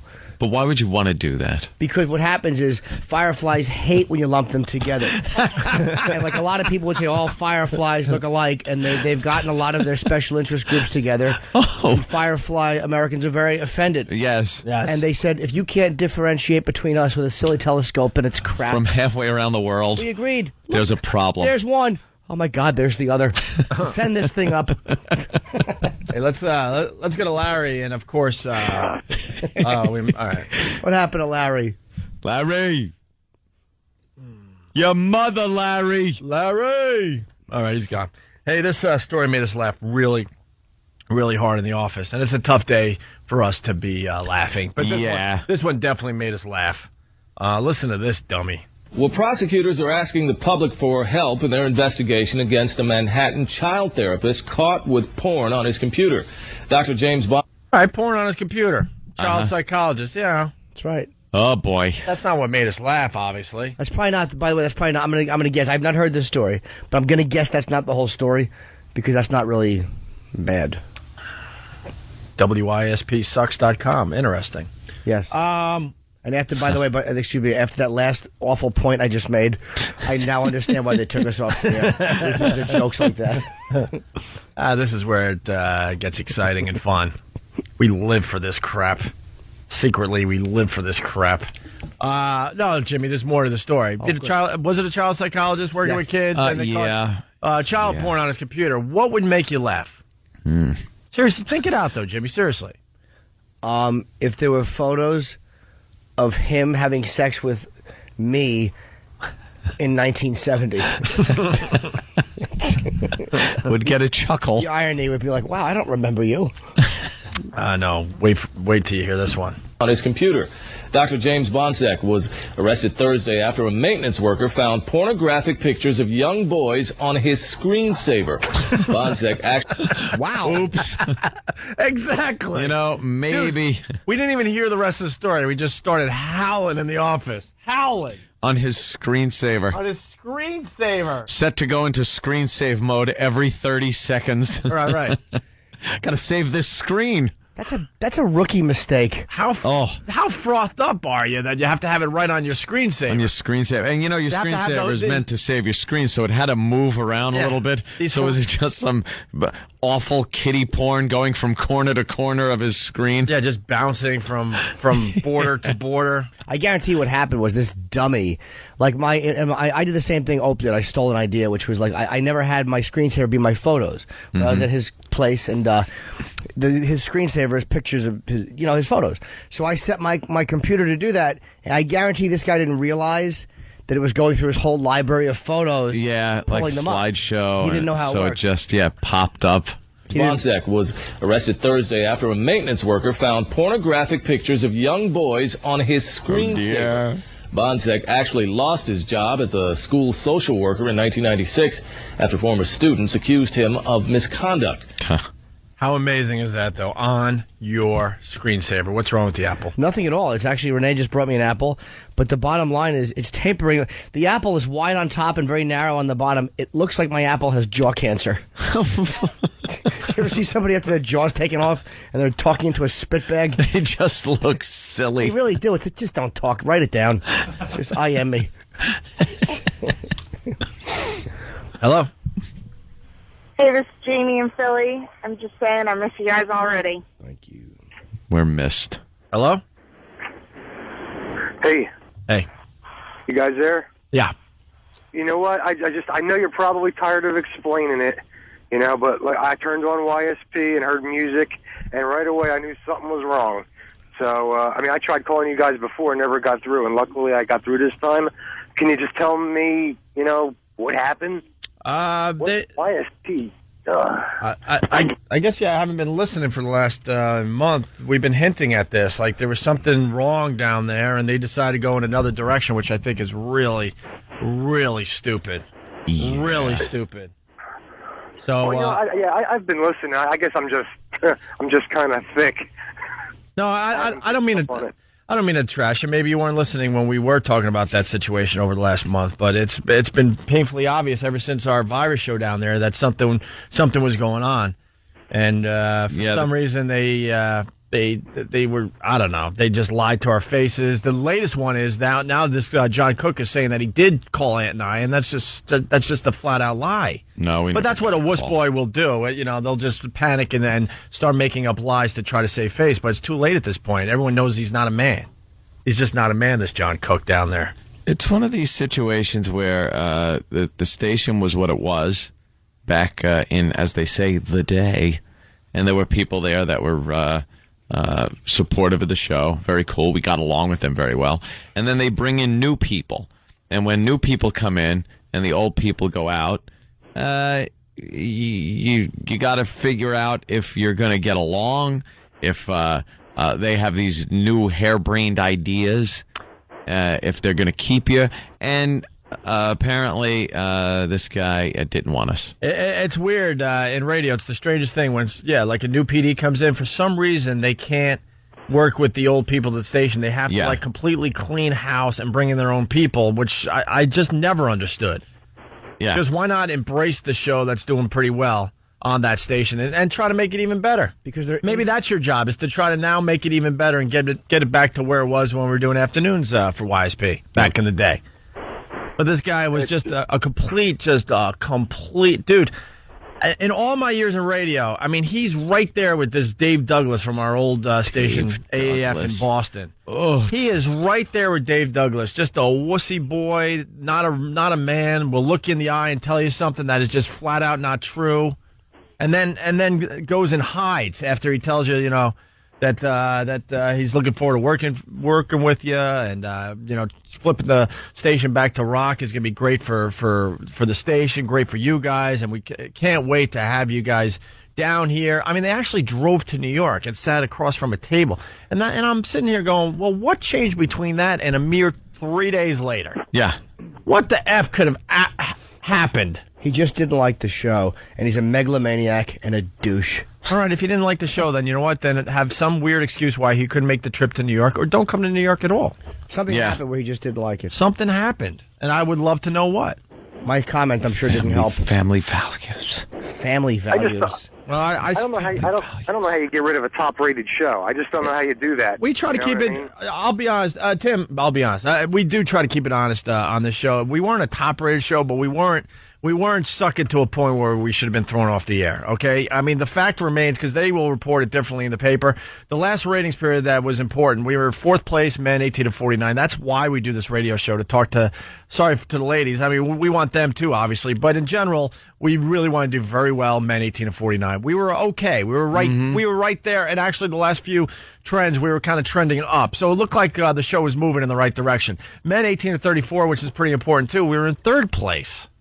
All right, we weren't like setting the Philly ratings on fire. I mean, Preston and Steve had a big lead, but we were doing okay, and we were looking forward to the next growth period. Right. You know, it doesn't make sense, and you know, time will prove my point. Time will prove my point. You know, we're not going to forget about this anytime soon. We still think of Dave Douglas and that douche, that douche that had no you know what. Well, hopefully I'll catch you guys on XM, and this is why terrestrial radio isn't going to go anywhere, you know? All right. And, hey, Jimmy, I saw your show. I think it was on HBO. I didn't notice, but it was like an hour show, and you were great. Thank you very much. You were awesome. It was on HBO, yes. By the way, just a quick thing. We've been plugging the Monster Inn DVDs, which are in stores. A lot of people have told me they're having trouble finding them.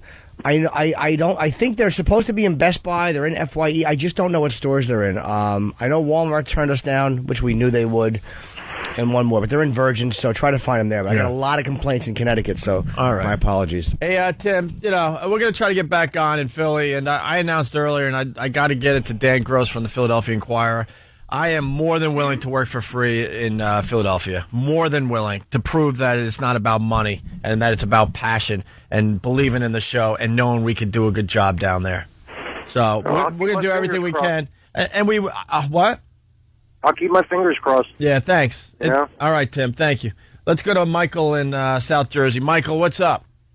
Hey man, I must know what it feels like how the Baltimore fans felt when they woke up and the Colts were gone that morning. That was one of the most amazing things that ever happened in sports. I mean, it is right up there. One morning, Baltimore woke up and realized that in the middle of the night, they had moving vans moving the team out of Baltimore. No one had a clue. You guys are like the Eagles to me, man. I feel the same way if the Eagles jumped up and moved, man. But see, here's the difference. We didn't want to move. We were kicked out. In such a bad way. I hope I have communicated that. Yeah, but the Baltimore thing was amazing. They were able to pack that whole stadium overnight. The logos and everything were gone off the stadium, man. They hauled ass in the middle of the night. Right. I know what they feel like now, man. All right, Michael. I can't believe I woke up. You guys were gone. Yeah, well, I think more and more people are realizing that because now they're just lit again.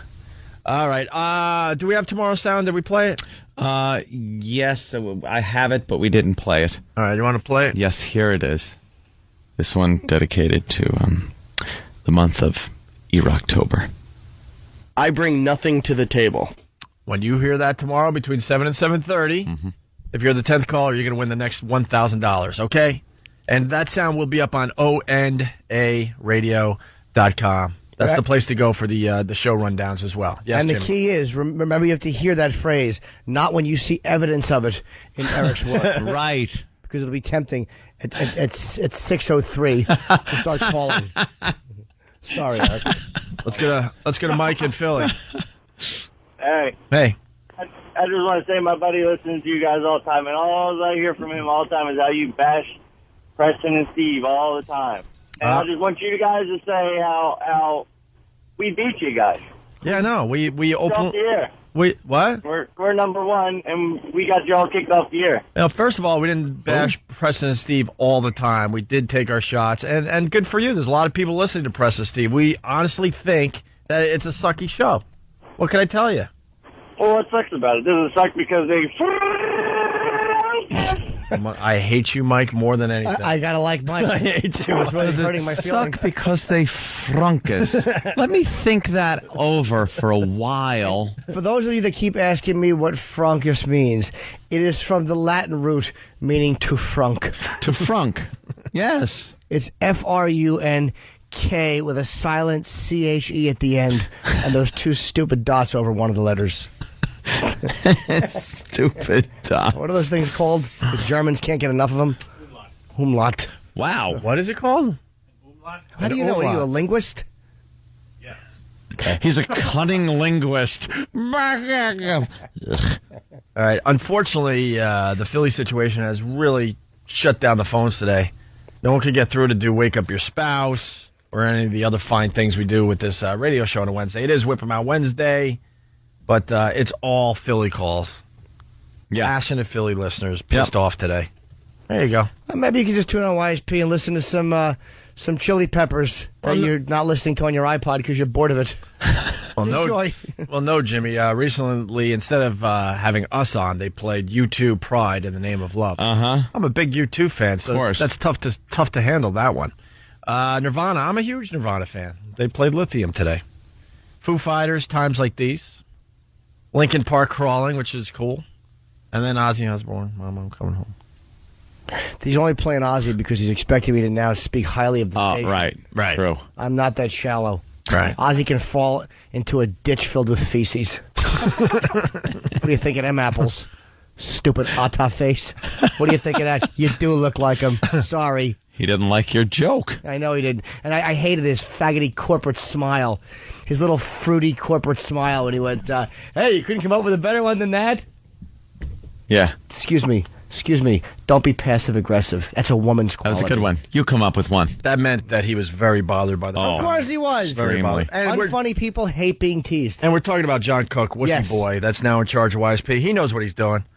You know, instead of listening to this show, it's tunes that you've heard a million times. Yeah. A million effing times.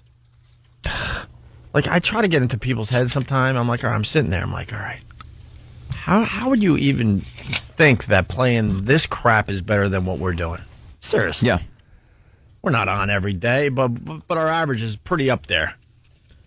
Like, is someone really just like, oh, God, Mom, I'm coming home. I haven't heard this song in at least 10 minutes. I got to crank it up. I got to crank this one up. Yeah, I just don't get it. He didn't like the fact, I guarantee, this is a personality thing, because he also didn't like the fact, and this is that it was pointed out, how sloppy the format change was done.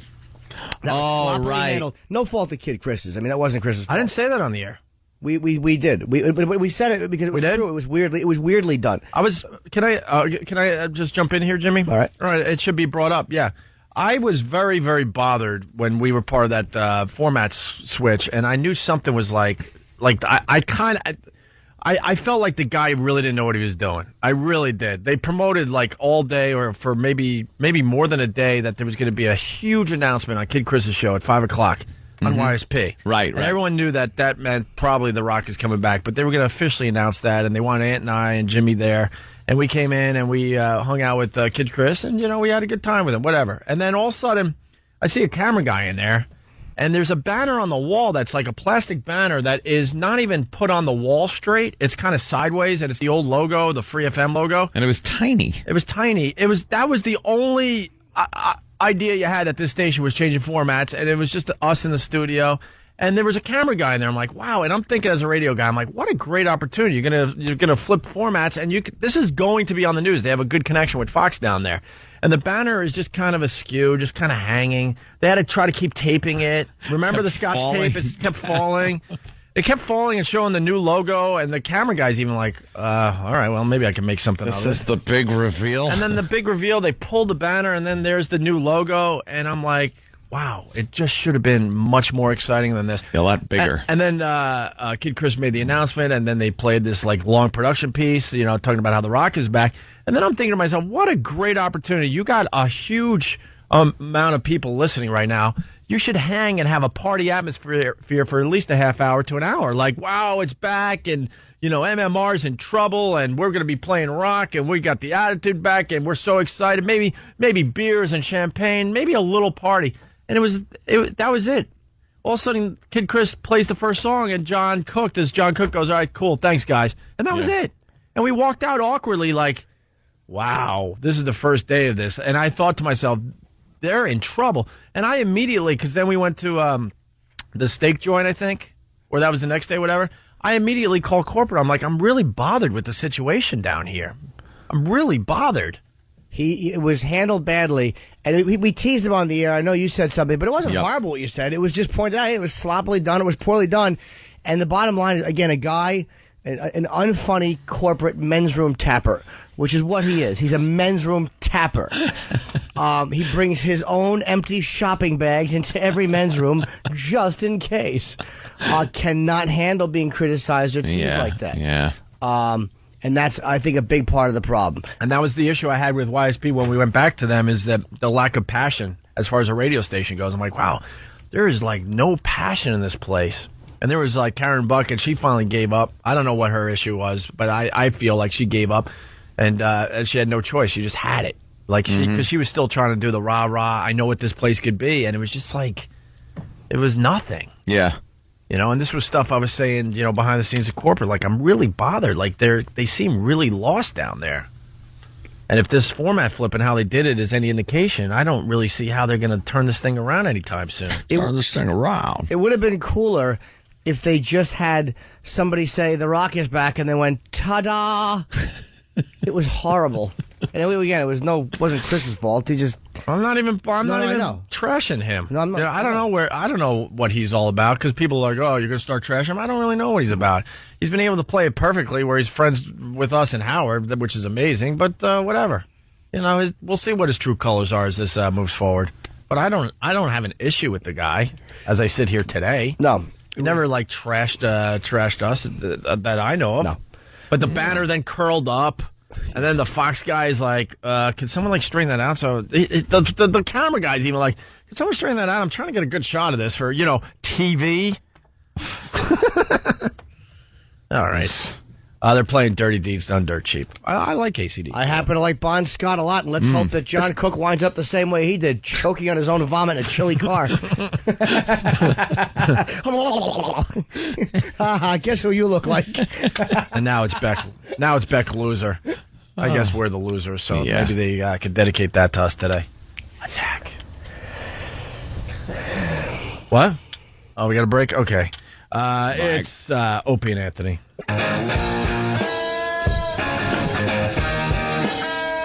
Hey, you're checking out the Opie and Anthony show.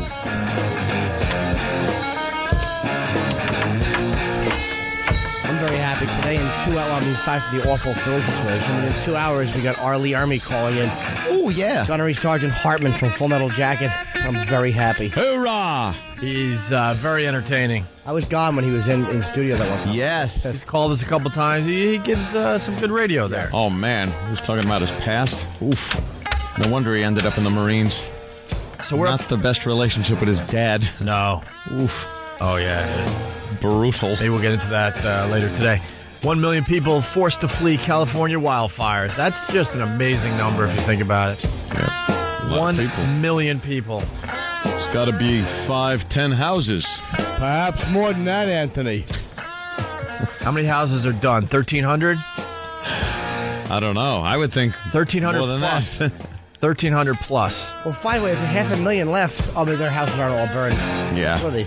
30 to a home? And the winds are going to die down by, what, later today, I think. I think they're saying later today, finally. I don't know how they can figure that out, but they figured out that the winds will die down later on today. The Santa Ana winds. And then they'll probably get a better grasp of the situation out there in California. I used to like that when I lived out there, the Santa Ana winds. It was like nice warm heat. Just a hot breeze. You really like that? Yeah. Be fresh.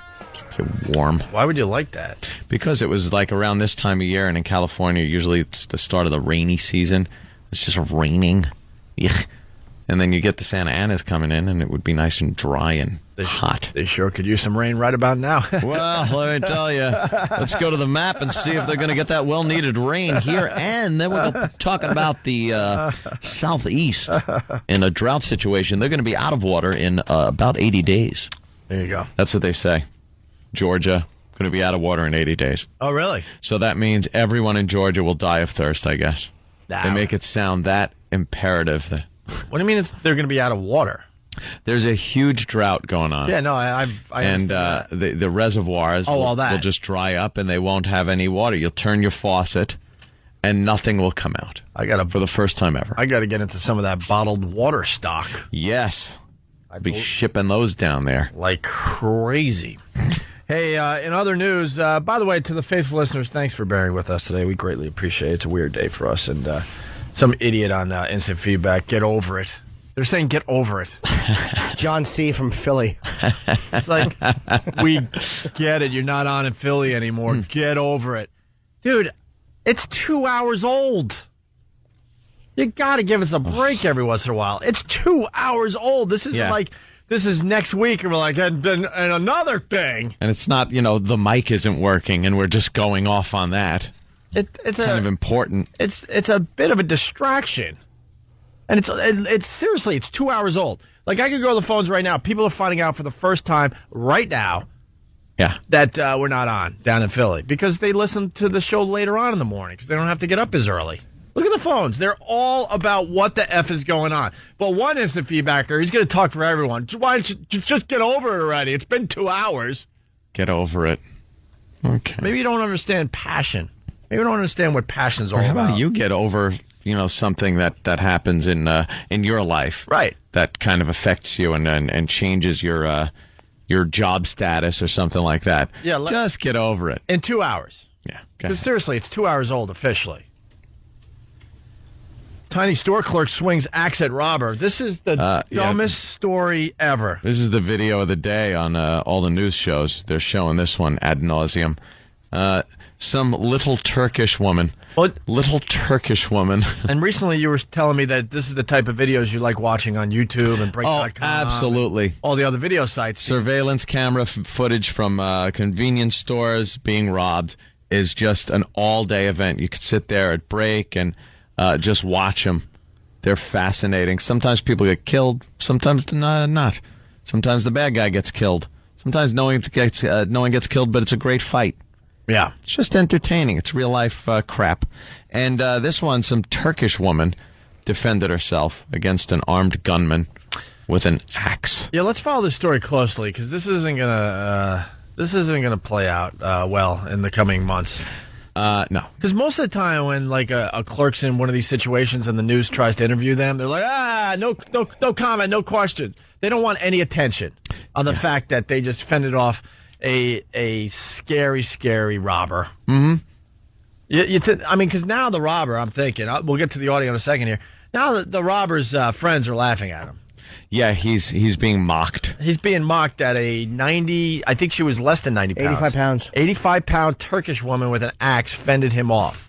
Not exactly the videotape you want to take back like in Menace to Society. Right. You want to take that one back and show your buddies. Right.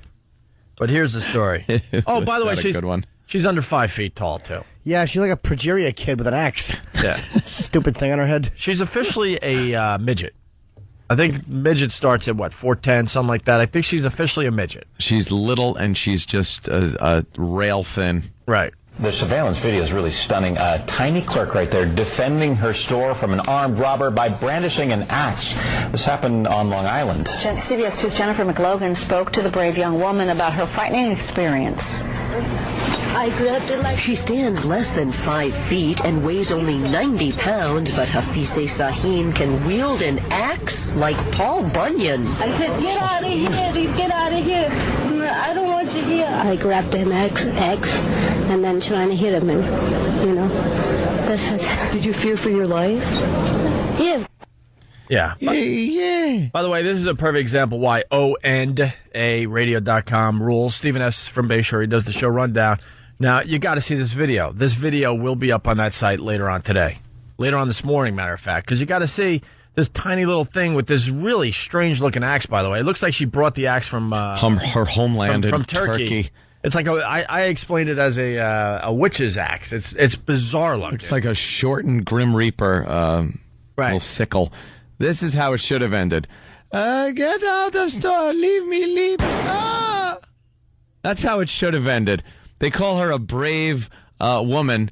She's being stupid. Well, yeah, we look at this stuff a little differently. When you had the Subway Superman jumping on the tracks to save that guy and having the train run over him. Yeah. Everyone was praising him as a hero, and we weren't praising him. We were saying, this guy's stupid. Yeah. He's a dummy. And this woman, stupid. Stupid. Especially because she's hand over talking to the cash. press about what she did. Yeah. Guy's going to come in there and go, you made me look the fool. That's right. Today at her workplace, friendly Quick Mart of Brookhaven on the Montauk Highway, with her dad and stepmom looking on, Havise demonstrated how, alone in the store, she protected herself from a robber who aimed a gun at her head and threatened to pull the trigger. Police say it was all caught on videotape. He produces a handgun. As you can see, he's pointing it directly at her head, demanding money. We think he's trying for either telephone there or to take money from her personally. And this is where she removes the axe to defend herself. And you can see him pointing the gun at her. And she chases him out of the store. She was just hysterical, crying. But she beat the guy off. He was about 62. She beat the guy off, huh? Yeah, apparently. Really upset. Wow, That's man. what was, doesn't seem like she was that upset if she beat the guy off. That was the quote. Yeah. The funny thing is that I like the reference they used to Paul Bunyan. Yeah. Couldn't they have updated with the axe? He swings an axe like Jack Torrance. Right. She could barely swing the axe. She could barely get it over her head. There was no real swinging of the axe going on. It's like a long stick with a little teeny Hitler mustache blade on it. And the gunman was quoted as saying, I couldn't believe when she brought out the ask. I did try the best what I can do, Havise is a co-owner here, a new bride, recently married. She says she wants to have children and would not hesitate again to pick up that axe. Reporting from Brookhaven, Jennifer McLogan, CBS 2 News. Well, police are still searching for the robber, and while they say Havise was remarkably brave, they also say she was very lucky. They do not recommend putting up a fight against an armed robber. There you go. Someone with some sense to them.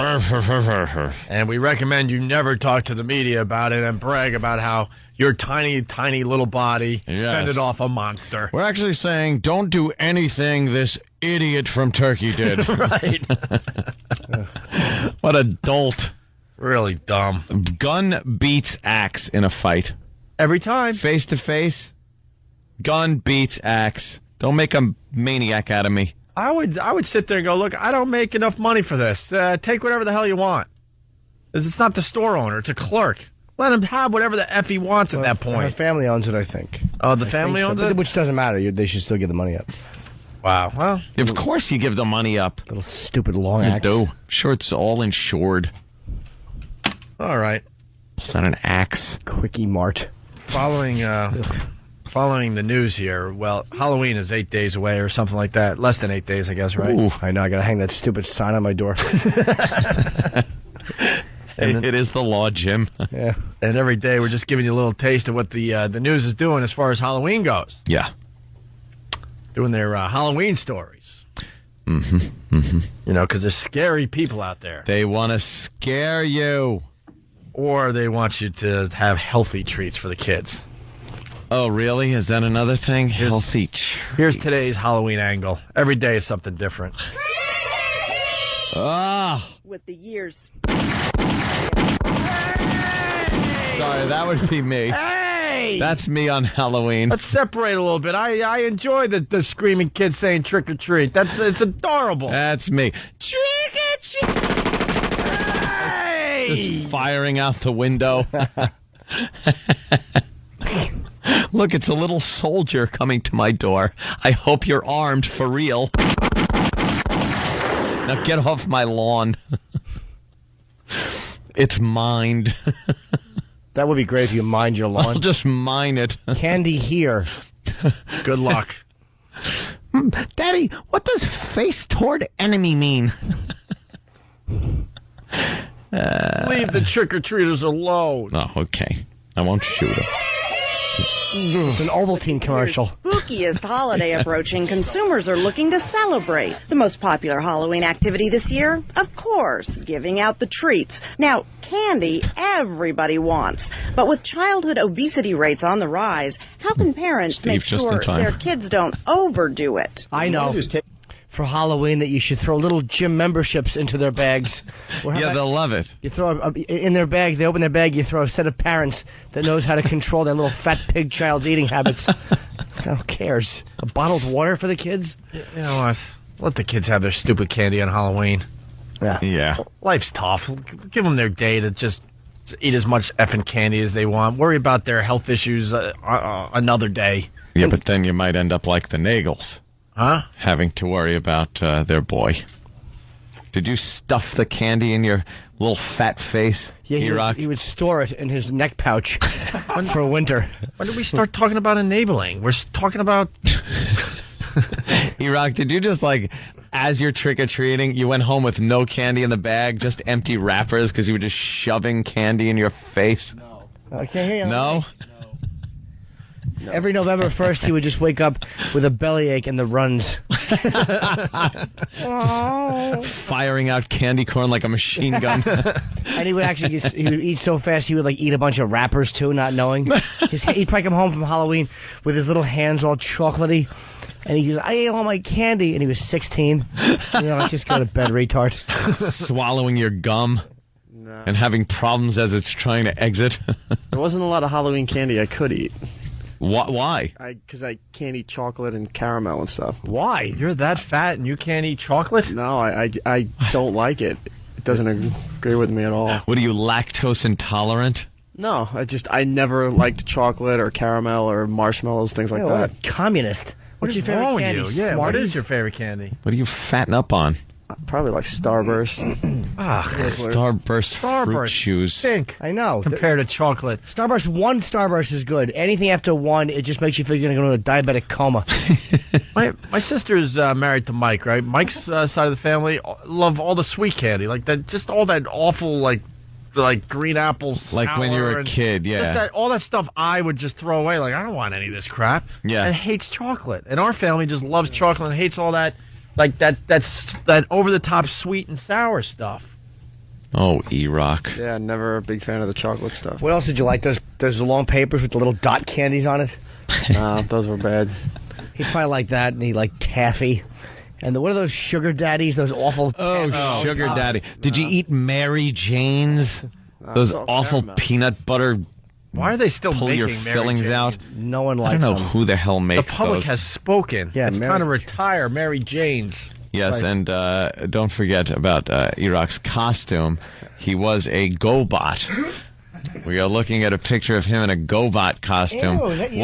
Why would a GoBot carry a pumpkin as a to carry your little treats in? Why not make it GoBot centric? I don't know. I guess whatever was cheapest. Yeah. And are you wearing by the quality costume? There. Yeah, the costume is, what is it, paper? It's like the same material you make those cheap tablecloths out of. It came in a box for like $5 at Amazon's. Oh, how old are you? Great. Those are the worst. I'm under 10, so probably like 7 or 8 in that photo. Well, E-Rock's Halloween costume when he was younger will be up on O&A. Oh, of course. Later today. All right, let's get back to this. So, you got to worry about your kids' fatness during Halloween. Overdo it. What you want to do is take them to the store and make sure that the snacks you're giving out are healthy ones and let them participate in that process of picking things that are going to be good for their friends. Enough with the news experts. Yeah, try talking a kid into eating something healthy, especially for Halloween. Yeah, good luck. Are you crazy? It's not what it's about.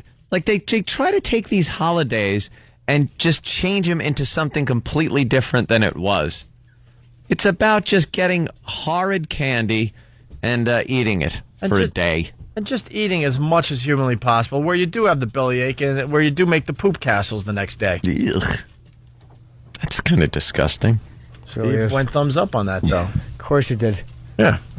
Did you have anybody have to go through your bag? Oh, yeah, my dad. But my dad was hilarious because he knew that there was no poisoning of the candy. He knew it was an opportunity to get some really good stuff from us. Like, okay, now you don't need this. He literally would go, oh, you can't eat that. It's not wrapped. And then later on the night, I'm watching him eat all the stuff he pulled out of our bags. My father would go through my bag and throw lead paint chips in. There you go. All of a sudden, he's in the kitchen with the apple. Razor blades. Yes. The razor blade in the apple is got to be the funniest one ever because who wouldn't notice that there's a razor blade in an apple? I know. How are you covering up the skin of the apple? It after turns you put all the razor in? brown in 2 seconds. That one always made me laugh. That and the pins. Like, you're not going to notice that the skin of the apple has been, like, compromised. Yeah. Even as a kid, I was like 8. I'm like, this is the most ridiculous thing. No one is putting razor blades in apples, and if they are, then you're gonna know. Mm-hmm. So maybe your kids have selective hearing when it comes to their Halloween candy haul. You want to dump all of the candy out onto the dining room table and sort through it all. Anything that was handmade by neighbors, which is a very sweet gesture, really, you should get rid of. All right, why should you get rid of it? Poison. I got to bring the Poison. Culture of Fear book in. Someone's got to remind me. Poisonous. I'll read the chapter on the air. No one is getting poisoned by candy on Halloween. The news would like you to think they are, but they're not. There's been the guy from Culture of Fear went way back and looking through all sorts of records, and I forgot how many, but he found 4 or 5 cases over decades.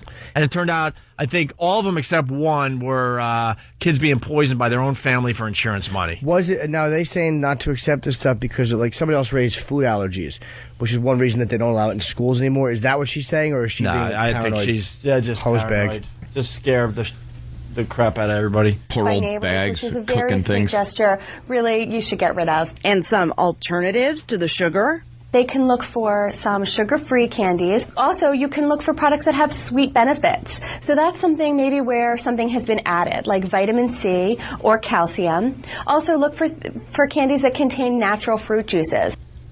I want to put on lead shoes and drop kick her in the throat. Heavy lead shoes. Natural fruit juices. Another news expert that is just filled with nonsense. This is just nonsense.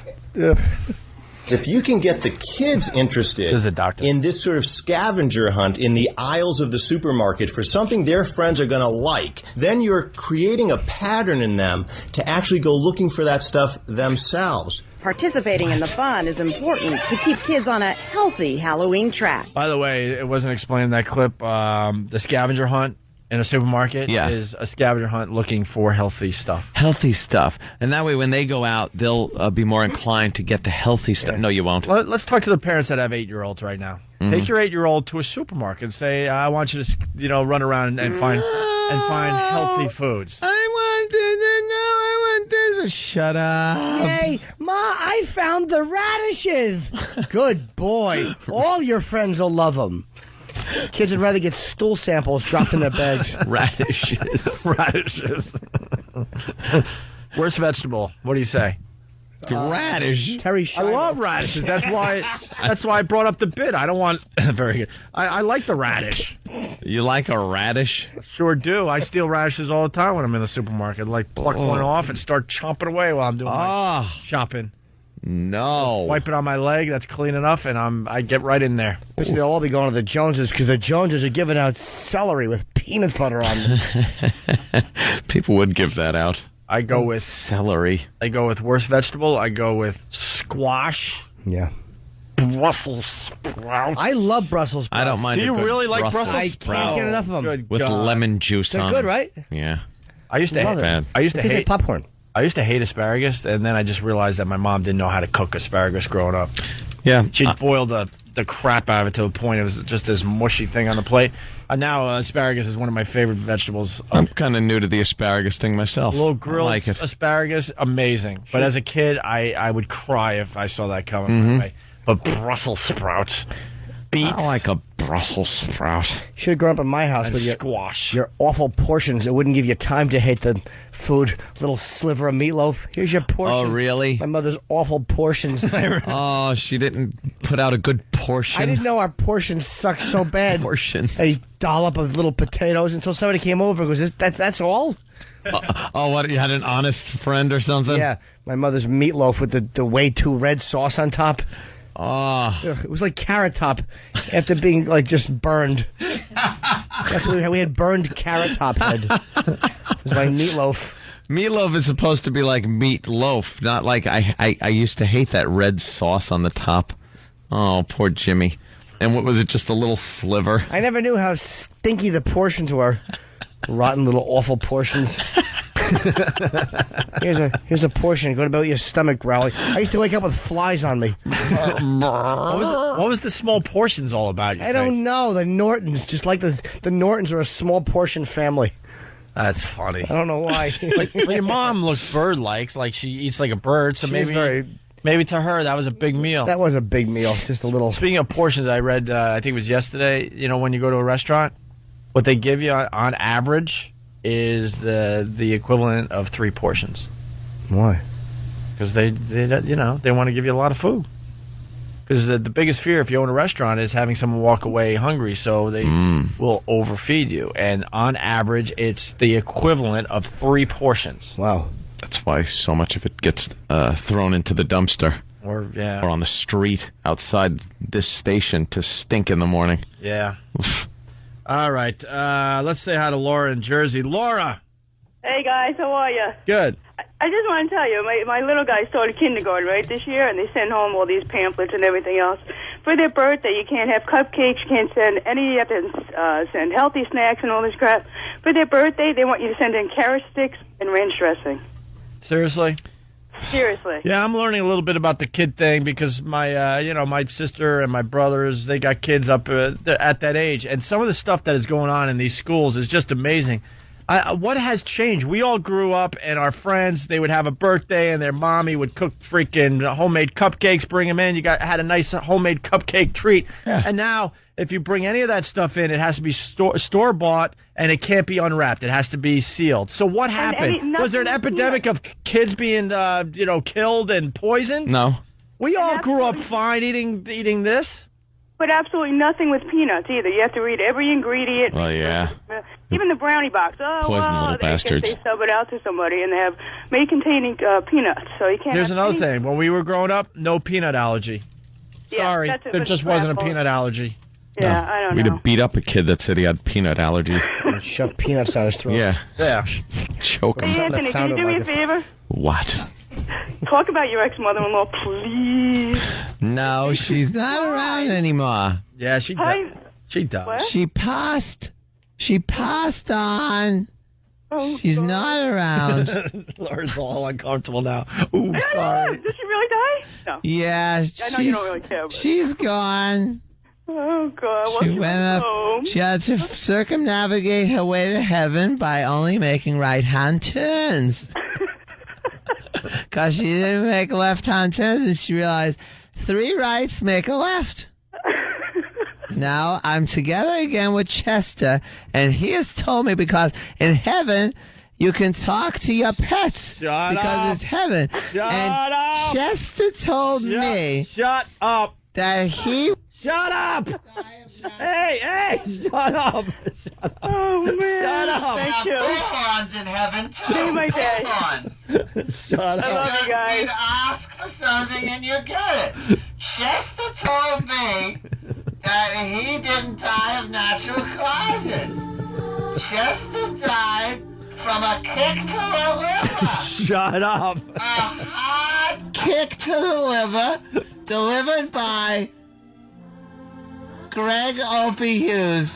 You can't confirm that. Chester was very hungry one day, and he partook in a little bit of Opie's dinner.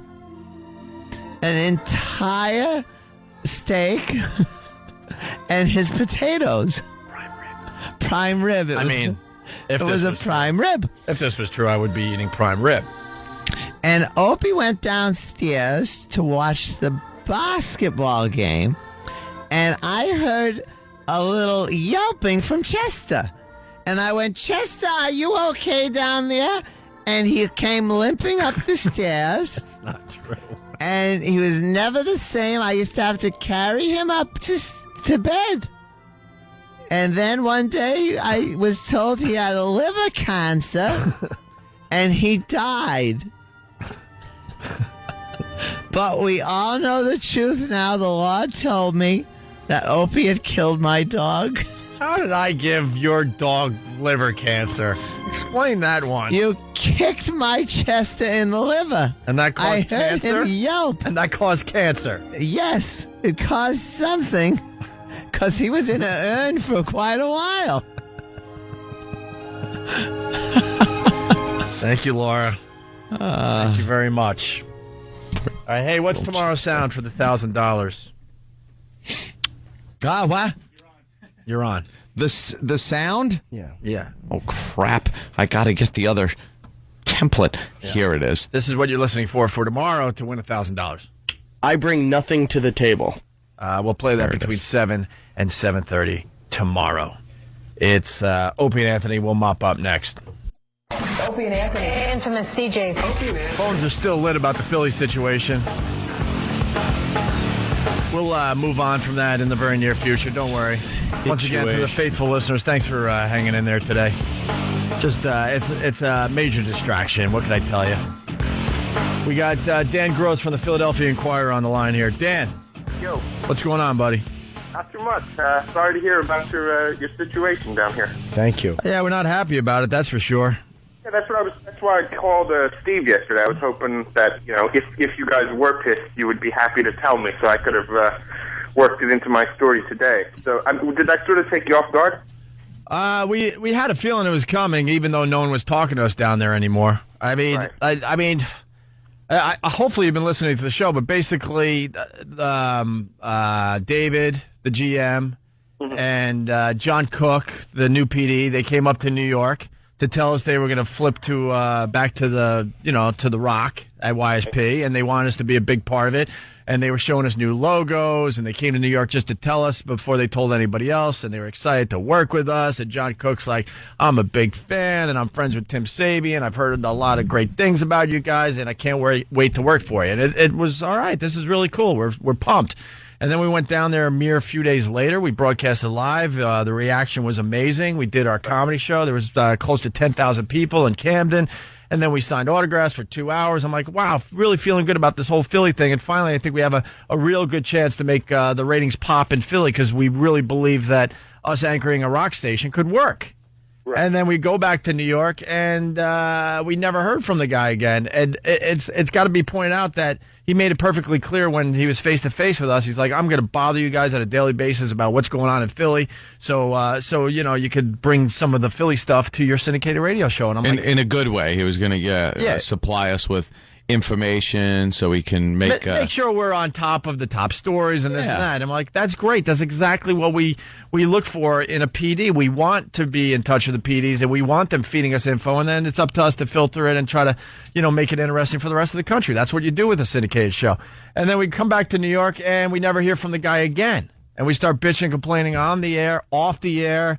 I was calling corporate. I'm like, what the F is going on? Why won't this guy, talk to us? And obviously, they somewhere between this great meeting in New York and coming back from our visit, they decided to go in another direction. But they weren't men enough to let us in on this whole thing.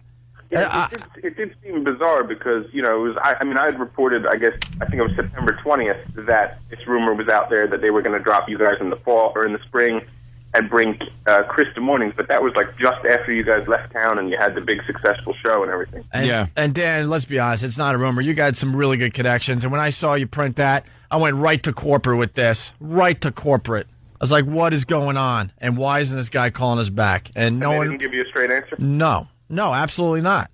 So then we started obviously trashing him, going, what is up with this guy, this John Cook? And I called him a wussy boy, and we went off yesterday. And then they obviously took us off the air. And then we found out yesterday that, that they were done with us. But the funny thing is, then corporate admitted to me that, they were going to take you off in 10 days to 2 weeks. So I kind of beat him to the punch is all. So do you think you sped it up by calling them names and stuff on air? Oh, yeah, it was told to me. But what's the difference? Right. I'm not, what's the difference? If you don't want the show, then why continue, get rid of us immediately? It's a big insult to us. I think that's what they did. That's what they did here when I had reported that the station was about to flip, and then basically every host was starting to worry whether they were going to get fired, and the station couldn't take the having to try and lie to everyone, so they just moved it up right a couple days ahead of schedule. Yeah, radio secrets don't last very long. That's for sure. Not really. And we started trending, better in recent months. I mean, and we're pretty honest with the show. Press and Steve, we're still kicking our ass. But we were showing some pretty good improvements. You know, some of the radio sites are saying we were absolutely awful in the ratings in Philly. That's not true. The latest book, we were fourth, men 18 to 49, and that's the reason we do this radio show. You want to be really good with the men. So we were almost there. And men 18 to 34, we were in third place. That's not the type of show you just, throw out with the morning garbage. Right. You just don't. Well, I think that, there had been rumors before Chris even came to town that he was, coming in to be the morning guy, once Stern left the air. And then, of course, somebody at CBS decided to go with David Lee Roth, which was obviously a horrible mistake. Well, I wish him luck, but I think the station is in just an awful, awful place. And we have been saying that. It's not us now saying it because we're not part of it. I kind of bitched to corporate about it going, look, I'm really concerned about, YSP and what they're doing down there. There's a lack of passion, and there doesn't seem to be a guy at the helm that really knows what they're doing. Well, the weird thing, I think, is now, Chris is the only actual person, like the actual host that they have. And then the rest of the day, they're playing, weird alternative rock songs from, 1998 that, people have heard 7,000 times. Oh, great, Stone Temple Pilots are on. I'm going to keep this on, Right. Well, good luck to you, but I don't see it happening, And it was told to me yesterday that they've decided to cancel the Opie and Anthony show, and they're going to roll the dice. That's what you want to hear. That they don't even have a really good plan in place, but they're willing to roll the dice with something different. You watch the stupid answer he gives you when you talk to him about it, too. He'll go, just, different direction. He'll just give you some pukey, non-committal answer. Yeah, John. That's usually what you get from radio people. Well, John Cook is a wussy boy, and then now he's claiming that he did try to call me an aunt a couple weeks ago, Aunt? And it's just a flat-out lie. Never got a call. And that's what wussy boys do. Now they'll just lie to try to save face and kind of try to show, people that you might be a man after all. Do you guys think you're going to try and get something else in Philly, or I guess is that like a CBS deal because you're running out of CBS stations? No, absolutely. I said it earlier this morning because a lot of people thought we went back to commercial radio for the money. And I want to prove that we went back to commercial radio because we wanted more people to hear what we do. And it's not always about the money. So I announced it this morning, and I'm going to stick to this. You can print this.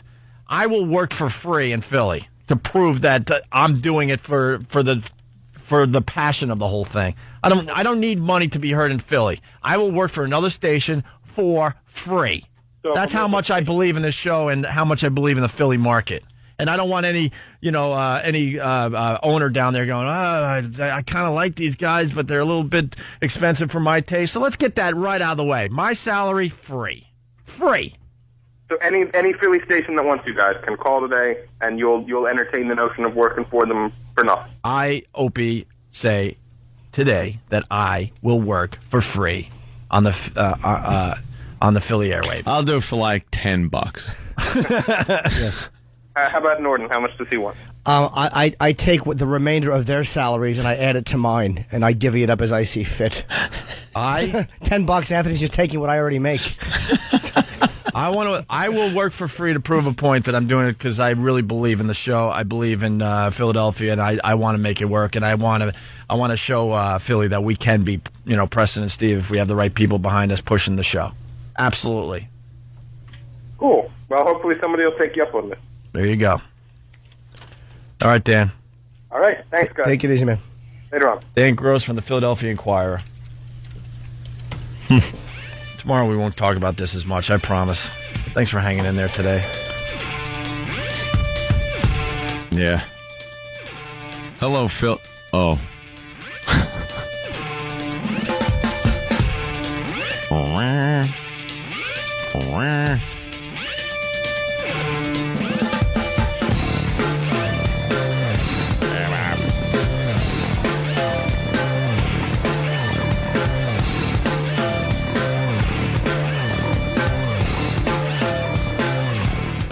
The virus is spreading. Opie and Anthony. And here we are, XM Satellite Radio. Rainy day in New York City. It's not going away. What's wrong? Jimmy blasted one right before showtime. I did when I walked in the door. I didn't mean to. I was just trying to get in on time. And sometimes, like when I run really fast, my insides cramp up and it propels me forward. I hate being late. You're jet propelled. Yeah. Did you notice how I zipped in here? You're just pushing out some fear. Oh, thank you. I just need this now. It's gonna smell bad in here now. No, it'll smell great. I honestly don't smell it at all. Dude, it must have went directly up my nostrils then. Because it was horrific.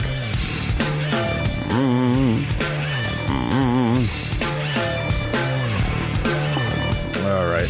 We got Arlie Ermy calling in at 10 o'clock. Yeah. Arlie Ermy. What's he promoting? I don't know. I'm sure it's a good cause. I have no fucking clue. He works with the boys. Top 25 most influential talk radio hosts. Influential. Oh, we actually made the list? Did we? Huh. We're not For what? We're not influencing anyone in Philly, but as far as America goes, we do all right. 15th place out of 25. Rush Limbaugh is in first. O'Reilly second. Imus third. He doesn't even have a show. Yeah. Howard beat us on this survey. 13th place. We're in 15th. We're beating out such unbelievable talk show hosts as Randy Rhodes, G. Gordon Liddy, Larry Elder, Michael Reagan, and Tom Leykis. I heard some more of that fucking phony-voiced idiot when I was in L.A. Yeah. I just can't believe he talks like that. I don't get it. Bob from a car phone. Why don't you leave her? Why do I talk like this? I don't know. Leykis 100. Come on. With his he knows everything about women. With his stupid members-only jacket. And his sunglasses. I have. Oh, and it's funny. We talked about Penn and Teller today. I have a bullshit, which was a good show that those guys do. And in it, they have, I forget what the talk radio segment is, but they have Tom Leykis, and they have him talking regular, and then you see him on the air, and it's so funny. He's such a stiff cunt. He's standing there with his arms down, and he's like, with his sunglasses, like, look it up, just talking. This is the way it is, people. You get fat, and you hit your wife with a Yule log. Allegedly. It's just his opinion. Yeah. I know, I'm just, whatever. There was I don't know. I remember a police report. Fuck them. It's not domestic violence as long as you sing Silent Night while you're beating her. You fucking fat cunt. Shut up. And by the way, it's got to be pointed out, Hood E from Philly, Jimmy's bear rant just made me cry laughing. One of the funniest rants ever on the show. We were just sitting here before the show listening to it, and we were fucking laughing. Yeah. That is so funny how you just wanted to burn the bear and push him over. I actually enjoyed that one myself. It's really weird. Like, I don't mind listening to animal rants like this. I normally don't listen to myself, but I will admit I did enjoy that one. The animal rant. And my favorite part of it was how you described the burnt bear's ears as veiny Doritos. Poor little burnt bear ears. You could just crack it off like a Dorito. Fuck them. All pink and sore. Have to give him some vinegar earmuffs. Here you go, shit dick. Fucking give him an orange hunter's hat. keep yourself warm with these in the winter. He'll feel so silly wearing the hat of the enemy. Oh, he'll feel dumb. Wow. Make all staff exercise for an hour, says top health advisor. What is this, like communist China? A radical plan to improve the nation's health, including a workplace exercise hour, has been unveiled by a leading government advisor. Could you imagine? That's like, I think they're taking that from Japan. I'm talking to the people in the workplace right now. Could you imagine that you have to, like, exercise for an hour during work hours? An hour? New figures today show England is the fattest country in the EU. We're called the U.S. They're called the EU. Now, Professor Julian Legrand, chairman of Health England, hopes to encourage people to improve their diets, give up smoking, and exercise more. Oh, so this is a story that's from across the pond. It's an England story. Who gives a shit? I hate England stories. Why? They're just, I don't think they're real, ever. Like, I think England exaggerates their news more than even we do. Well, their tabloids are worse than ours. The Mirror and the whatever else. Yeah. Yeah. Oh, the Mirror. They have some nude chick in the paper. You open up, you're 3 pages in, and there's some completely naked English broad with fucking fence post teeth, a big hairy English bush like the woman that got out of the tub in The Shining before she turned into the old broad. Just awful stories. Diana's clit was seen vacationing with Dodie's surviving fucking lobe. Gives a fuck. Who cares about England? In other news, this is a new segment we're trying out. All the stuff we didn't get to, it's called. Because some of this stuff is really good usually. It's called O&A's Leftovers. Leftovers. Backseat toilet to end mishaps in traffic jams. Now here's something we can use. If you're stuck in traffic when Mother Nature calls, of course it's Japan. Of course it is. Japan's Kaneko Sangayawa company has developed a loo for you. The manufacturer of plastic car accessories drew back the curtain on Tuesday on its new portable toilet for cars. What the fuck? The toilet comes with a curtain large enough to conceal users and plastic bag to collect waste. Yuck. The plastic bag is actually a woman in a fucking bridal outfit, and it comes with a video camera to put it up on YouTube when you're finished.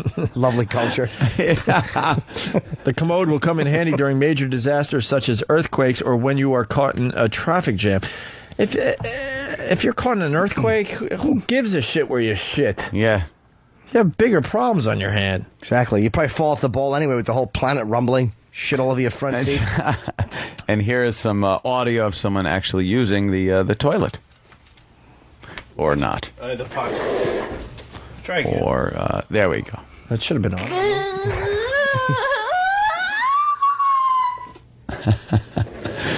You know the Japanese will probably use that in one of their game shows. Some smarmy Japanese host will come over with a microphone and will quiet,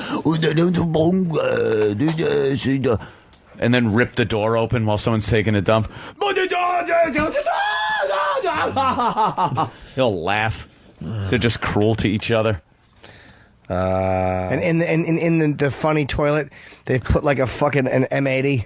He's gonna blow some guy's fucking smooth hairless bag off. His fucking balls are on the headliner of the car, and they're just laughing at him. Exactly. Those Japanese don't care what they do to each other. His fucking groin, it looks like a mouth that's been hit with a baseball bat. Just a big bloody gaping fucking area.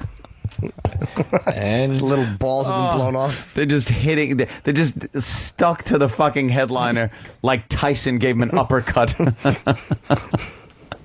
And the guy's like writhing in pain, holding his balls. But when he sees the hidden camera, he's like, oh, and he laughs. You.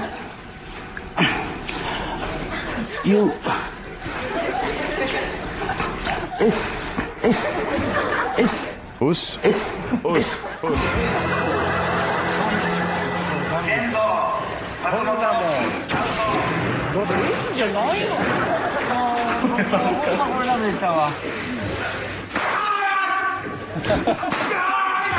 Jesus.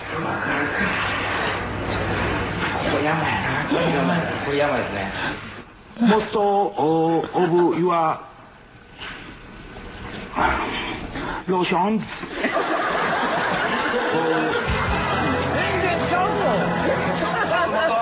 遠藤、田中。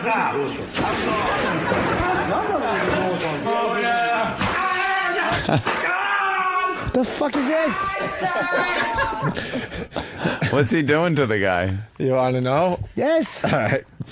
Japanese man tries to learn English while classroom full of other Japanese people try to remain quiet. If they laugh, they are caned on their asses. They are sick fucks. What the fuck? Is it a game show? I don't even know how they get away with this shit. Yeah. It's so funny. How about this one? Nation. How about this one?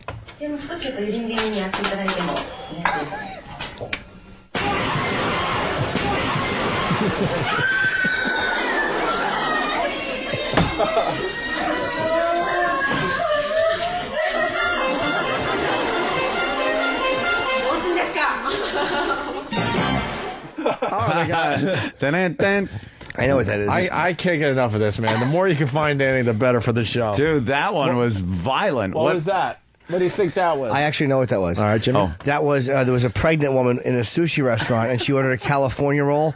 So instead, they had a ram come out and fucking hit her in the stomach with his horns. You are correct. It's called Stew the Tomato.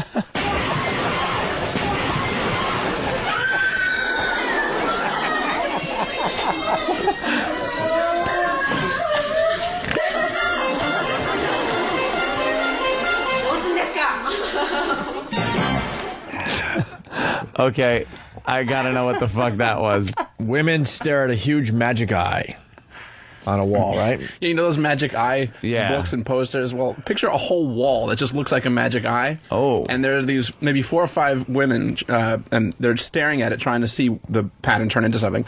When... Go ahead. When a guy dressed in a spandex suit with the magic eye pattern on the spandex suit jumps out of the obviously false wall and scares the shit out of these Japanese women. And one of them, the one that screams, is actually screaming as she's passing out, and she's just out on the floor, and that's why they play that little ambulance. The first time I saw that, I think me and Thad watched it probably 50 times. It was just too funny. I'm going to have to see that one. The best part is they went through the trouble of making his outfit match the wall he was jumping through, but like, it's just scary to have a guy jump through a wall. He could have been in a suit. But the 1,000th of a second where they realize it matches the wall he's coming out of is completely irrelevant, but they took the time to make sure he matched the wall he was jumping out of.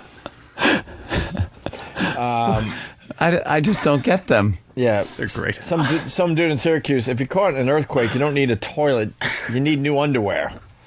Good point. And then someone's trying to guess the sound. Well, Kevin from Connecticut, a faithful listener, he writes, that was a Japanese radio show angry about losing the Kobe affiliate. We have one more today.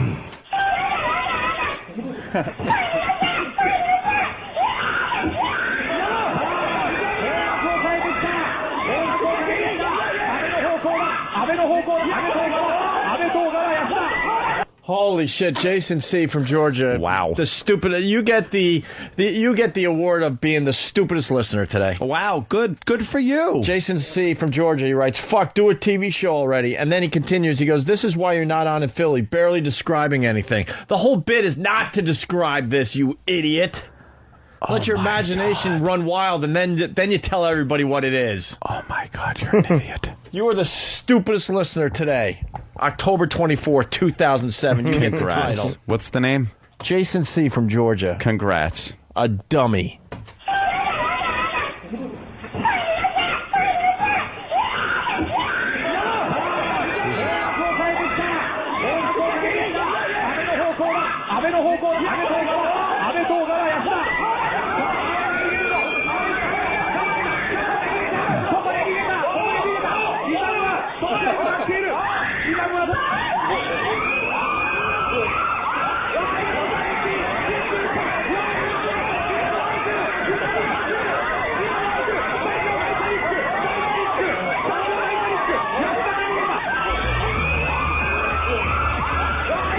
Oh my God, that is so annoying.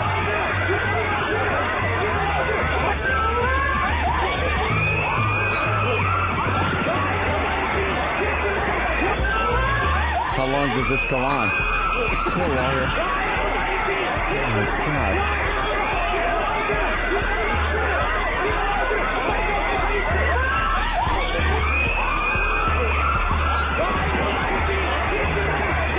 Sounds like people's shadows being burnt into building walls. Exactly. What the fuck is it? Almost over.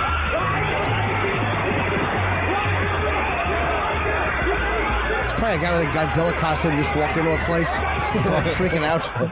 See, the clip has to be that long because when you find out what it is, it just makes it that much better. I've seen this video, by the way. Have you? This is probably one of the only ones I've ever seen as far as these Japanese game shows go. As far as I'm concerned, this is probably one of the best ones I've ever seen. As far as creativity goes, it's the best. I mean, you want me to yeah, go ahead. Oh, please. Picture a platform, a raised platform with holes in it. And around, there's like a fiberglass wall that surrounds the entire thing. Mm-hmm. And through these holes on this bottom platform, Japanese girls poke their head through wearing like meat headbands. They look like steak doctors. Yeah, like surgeons, but instead of that metal thing, it's like a piece of steak. Right. And then they let what I could only describe as a Komodo dragon loose. And the Japanese woman, the last Japanese woman to leave her head in this cage wins. Because the minute this Komodo dragon starts running for them, they all duck out of the way freak and out. run away. Yeah. Whoa, yeah, I got to see that one too. It's fantastic. It's the best thing ever. Where did they? I don't know where they even think this up. We'll have Komodo dragon, meat hat, women. A meat headband. Who pitches these in fucking front of executives? And they say yes. Yeah. Which Especially ones didn't they take? Exactly. Where the one guy said they lay on their back with meat in their cunts and they can't run. And the winner is the last one. The Komodo dragon actually pops his head through her stomach. She's the winner. Take it too long. They all laugh. Yeah. Other shit we didn't get to on the first half of the show. We actually had this story. We got an update on the man who was 24, and he married a broad that was 82. Remember this story? 82. From a couple weeks ago? Yep. 24-year-old man married 82-year-old woman. Well, the Argentine woman, she died. Already. It's only been a few weeks. She died as a result of heart problems. Well, he was probably I think he tagging her. He fucked her to death, basically. What a way to go out. Her last words were, "No one ever put it in there." She grabbed her chest and collapsed onto the fucking rug with a doily in her hand and shit all over his dick as it popped out uneventfully. Fucking awful. Her asshole probably stuck to his dick. Like, I bet you when she fell, there was like a pink sock slinky. She's dead on the floor, and his dick is attached. Her asshole would not let go. It looked like a giant pink earthworm, but it was really her asshole skin. And she died with a doily in her hand. She just grabbed the first thing she could find. It was a doily. Look like one of the graboids from Tremors. Yeah. Well, pinks. Oh, she never thought it would hurt that good. How funny is that? He's got to pull his shitty dick out of her corpse. It was just, I know. But as she fell and died, he was coming, and you could see it gurgling down the pink sock pipe. Looked like a long snake eating a rat or a mouse.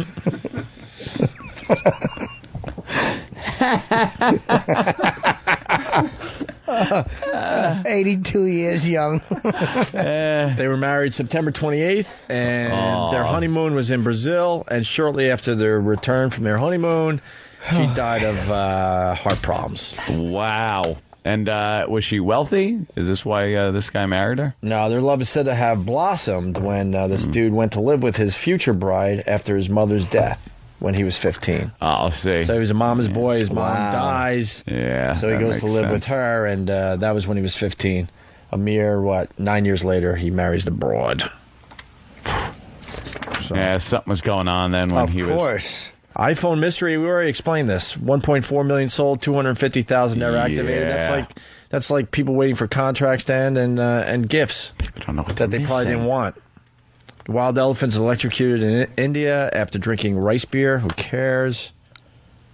This is a good one. Driver stopped for having too many air fresheners.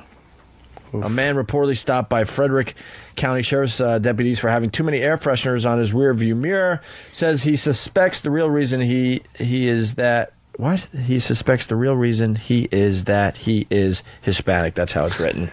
Oh, and stop it. And it's AP copy. So he thinks he got pulled over because he's Hispanic and not because he had too many air fresheners. They'll pull you over. They'll pull you over if you have too much shit hanging from that rear view mirror. Obstructing your view. Right. And they're just saying, he's saying they found an excuse to stop him and check his immigration status. Oh, okay, good. Well, if that's the case, so be it. Was he legal?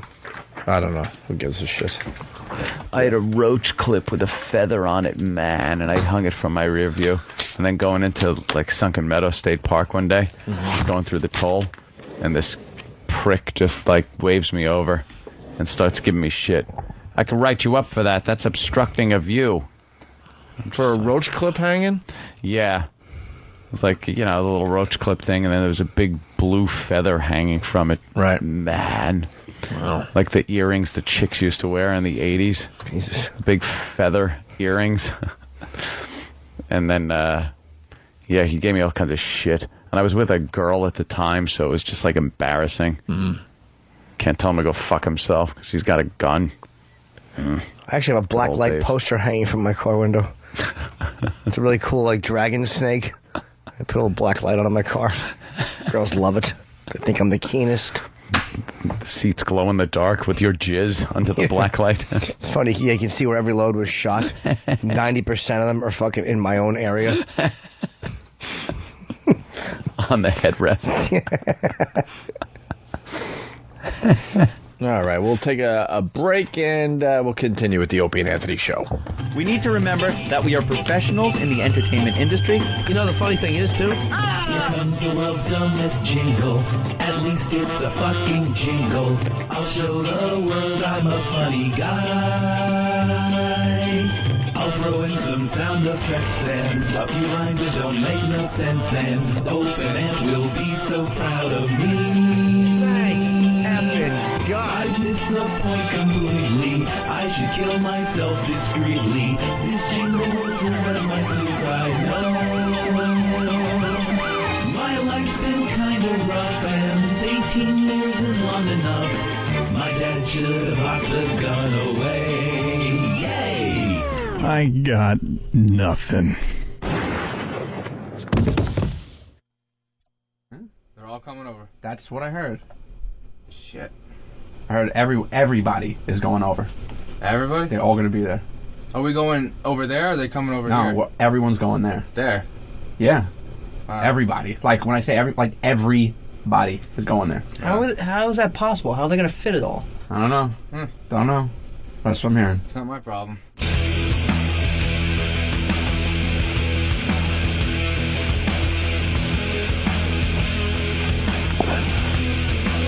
You're checking out the Opie and Anthony show on XM Satellite Radio. I want to say hi to everyone that showed up today. A nice little crowd on the bleachers on this fine rainy day. Yes. What's up, buddy? Buddy boys and girlies. There's 4 guys and 2 lovely gals. And one of the guys who had a great idea, he had a YSP shirt. And he goes, "Do you want to take a shit on this?" And I really do. But I haven't shit like a day and a half, and it would be a lava smoothie shit. But I don't masterpiece. I don't have to shit right now. It's unfortunately. I'm sure there's a lot of fans out there with their YSP crap, and they'll be making some fun videos that will make it their way to YouTube and Break.com. That's what will happen. You bet it will. It's like your buddy Bobby Plant. Robert. On the Today Show. Yeah, he or something. He's doing a duet. Supposedly this album is getting a nice review. Do we have a copy of this song or no? Do we have a copy of the Robert Plant song he's singing? He still stands sexy. He has like that fucking little leg part. You like that? No, but I mean that was a big part of what sold. There was a sexuality sure. to Zeppelin. And his giant hog. Yeah. In his tight trousers. That's what he had. He does still do that little. Can we pot up the sound? Can we? I don't know. I'm just curious what the song's like. That's good. Some sunny day, baby. Everything seems okay, baby. You wake up and find that you're alone. Oh boy.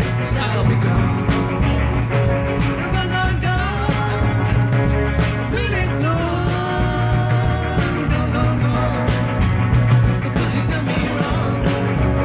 Okay, what the fuck is this? Oh, this is fucking Sonny and Cher if he didn't fucking take a nice bark bath. If they had stayed together. It's Robert Plant and some broad singing a shit song. Country almost. Yeah, who is the broad? Allison what? Allison Krauss. Allison. Oh, Allison Krauss. Oh. And you could barely hear Robert Plant. She's like hogging the mic. And Robert Plant's doing his little move where he claps his hand and stomps one foot. All right, enough with this stupid guitar lead by this fucking 60-year-old guy. This session musician. Yeah. Let's hear more of the awful lyrics. Oh, that's Don't clap for this. Please don't. No. You shouldn't be clapping for this. Robert Plant, Allison Krauss, and T-Bone, thank you so much. We'll be back. T-Bone? Oh, it's T-Bone. Who's T-Bone? Nothing wrong with the T-Bone. Who's that? I like the T-Bone. He was in the Blues Brothers, wasn't he? T-Bone has been around doing his blues thing for a long time. Cause I'm really gone. Was it catchy enough? No. Why not? Dunk. Wasn't. Hey, is Renee here today? Where is Renee? Yes. She is here. I think so. Renee. Another installment of What Renee Finds Funny. There she is. What's up, Renee? What's up? Take the big C, will you? Get comfortable. We need Little Rascals music when she comes in. Why? Because she looks like Alfalfa's sister. Oh, wow. That's gotta hurt. No. Alfalfa was a very handsome man. I'm taking it as a compliment. Have you seen Alfalfa? I got the freckles. It's okay. Yeah, it's the freckles. It's all right. There's no problem there. What do you find funny there, Renee? Well, do you find George Carlin funny? We talked to him yesterday. Honestly, I was sleeping. If I can, I sleep, and then I go over the show rundown, and I just try to go to sleep. You go over the show rundown? Yeah, what I missed. If I miss anything, Oh, you go to the show rundown? Yeah. Oh, that's pretty cool. Yeah. Because you really weren't a fan of the show when you first joined us. You didn't know much about us. Well, I knew the content, I knew what was going on, but honestly, every single little bit, no, I didn't. Yeah, that's what I should do. Like sleep during the show and then just read the show rundown and see what happened. Recap the next morning. Yeah, right? Recap. There's a picture of Alfalfa. Oh, that's terrible. Right. How can you insult her like that? I wasn't. That's an insult, man. That's an odd picture. I'm talking. You know what? Oh, God. You're saying that he's a handsome fella. He's not handsome. That's kind of. That's hard. All right, you know what? Renee, would you let us... Renee had no clue who Alfalfa was until we popped the picture. I did too. Well, look at well, now you're in shock because you're seeing the picture. No, because you know what? The picture that Craig took on there was horrible. Well, that's a terrible picture up there. That's a little funny looking. Would you let us do your hair like that someday? Absolutely not. Come on, it would be very cute. No way. Hell no. You'd look adorable as Alfalfa. We give you the little. That goes Halloween, right? We'll give you the little Alfalfa, they called it. Yeah. With that little worm shit. thing. Do you think you look like Alfalfa? No. Yeah, I'd be insulted if I was you. No, don't feel insulted. It's like I'm not insulted. It's Absolutely like a compliment. It's because of your freckles. Of course. Yeah. Freckles are hot. Yeah. I agree. Are you an Irish girl? I am. 100%? 50 Irish, a quarter French, and a quarter Italian. Nice combination. Not bad, right? It's a fucking European mess. We all are. It really is. It's just a fucking... That's just a war happening. Someone got laid in a fucking bunker somewhere in the fucking Europe. Oh, God. Well, this is submitted by Renee. Every once in a while, she brings us something that she thinks is funny. Are you working on other installments? This is your bit. I know, I am. I am We working still on don't have something. a bit for Than, but we got a bit for you. No, I'm trying here. But Dan's the man. Yeah, that's what he wants to hear. The man. That's what he wants to hear. Dan gets to sit here every day.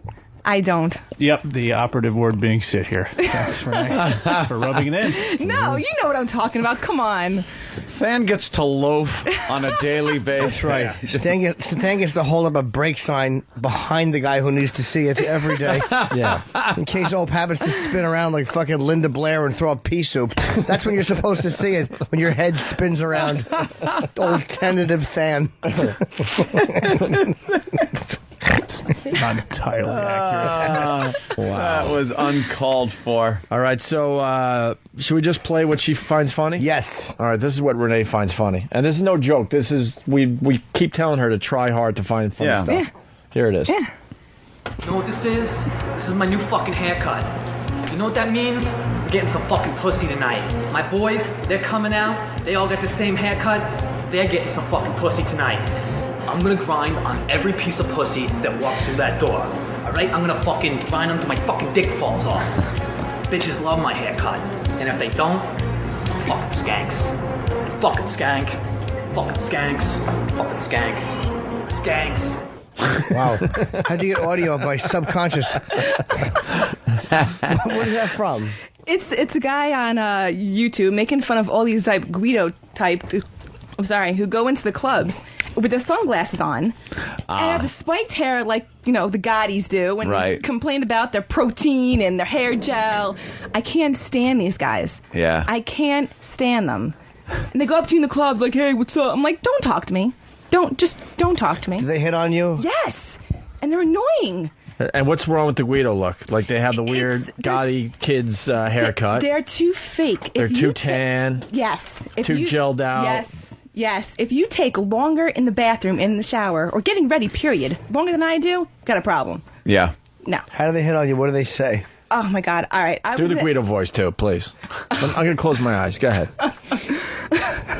You're in the club. Go ahead. Guido's coming up to you. What does he sound like? Meanwhile, they're have the Italian music going and they're fist pumping. Yeah. All right.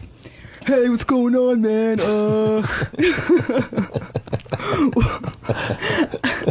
I can't. I wouldn't even know. Pretty good, Brent. I wouldn't even Pretty know good the imitation. lines they throw at you. All right. They throw anything. This video, by the way, was very popular. Well, Yeah, it really was. But a lot of people enjoyed my new haircut video. I thought it was it was a while ago, and they posted it again. I think it's been a while. Yeah. Yeah. Well, I just. But here's more from the video. I think it's funny. Yeah, this collar's popped, because I'm the fucking man, and everyone should know it. I swear to God, when motherfucker looks at me the wrong way, I'm starting a fight. You fucking looking at me, huh? Excuse me, sir, you have to check in. Not now, Chief. I'm in the fucking zone. What was he referring to in the video? He's going into the gym with a huge 24-pack of water on his one shoulder and a huge thing of protein in the other hand. Right. And he has his headband on with, the sweatband on over his head and on the arms and everything. He's going crazy. Oh, my God. And they're in the gym and they're making all these noises. And I'm in the zone. That's very funny. That is funny. I'll give you that I'm one. in the fucking zone. I'm in the fucking zone. Yeah, I take steroids. I eat that shit for breakfast, lunch, and dinner. I'm in control, baby. I'm in fucking control. Fucking protein! Where's the goddamn protein, Mom? Told you to give me some protein! Fuck! Yeah, I fucking grunt when I get my swell on at the gym. That's because everyone should fucking see how jacked and tan I am. Lord! That is so true. Yeah. All right. This is funny. Good. Woo. I'm gonna get fucking wasted tonight. I'm gonna drink Heinekens and Jaeger bombs all fucking night. Jaeger bombs? Fucking shower in that shit. Fucking Jaeger bombs. Jaeger bombs. Jaeger bombs. Fucking Jaeger bombs. Jaeger bombs. Jaeger bombs.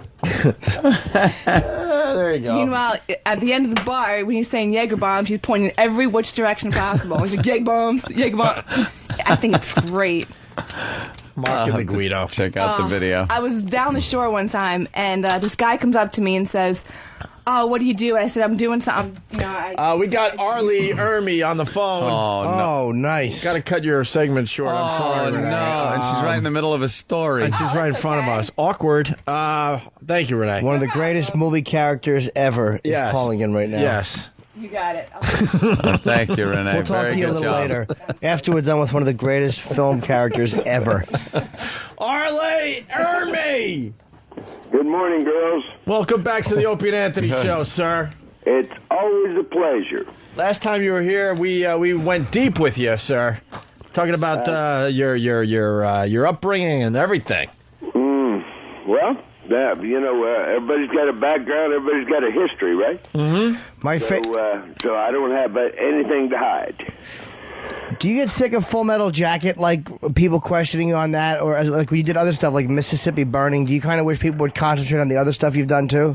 Well, it just seems, and there's no question about it, Full Metal Jacket lives on. The damn film just keeps going. It never stops. It seems like it gets more popular.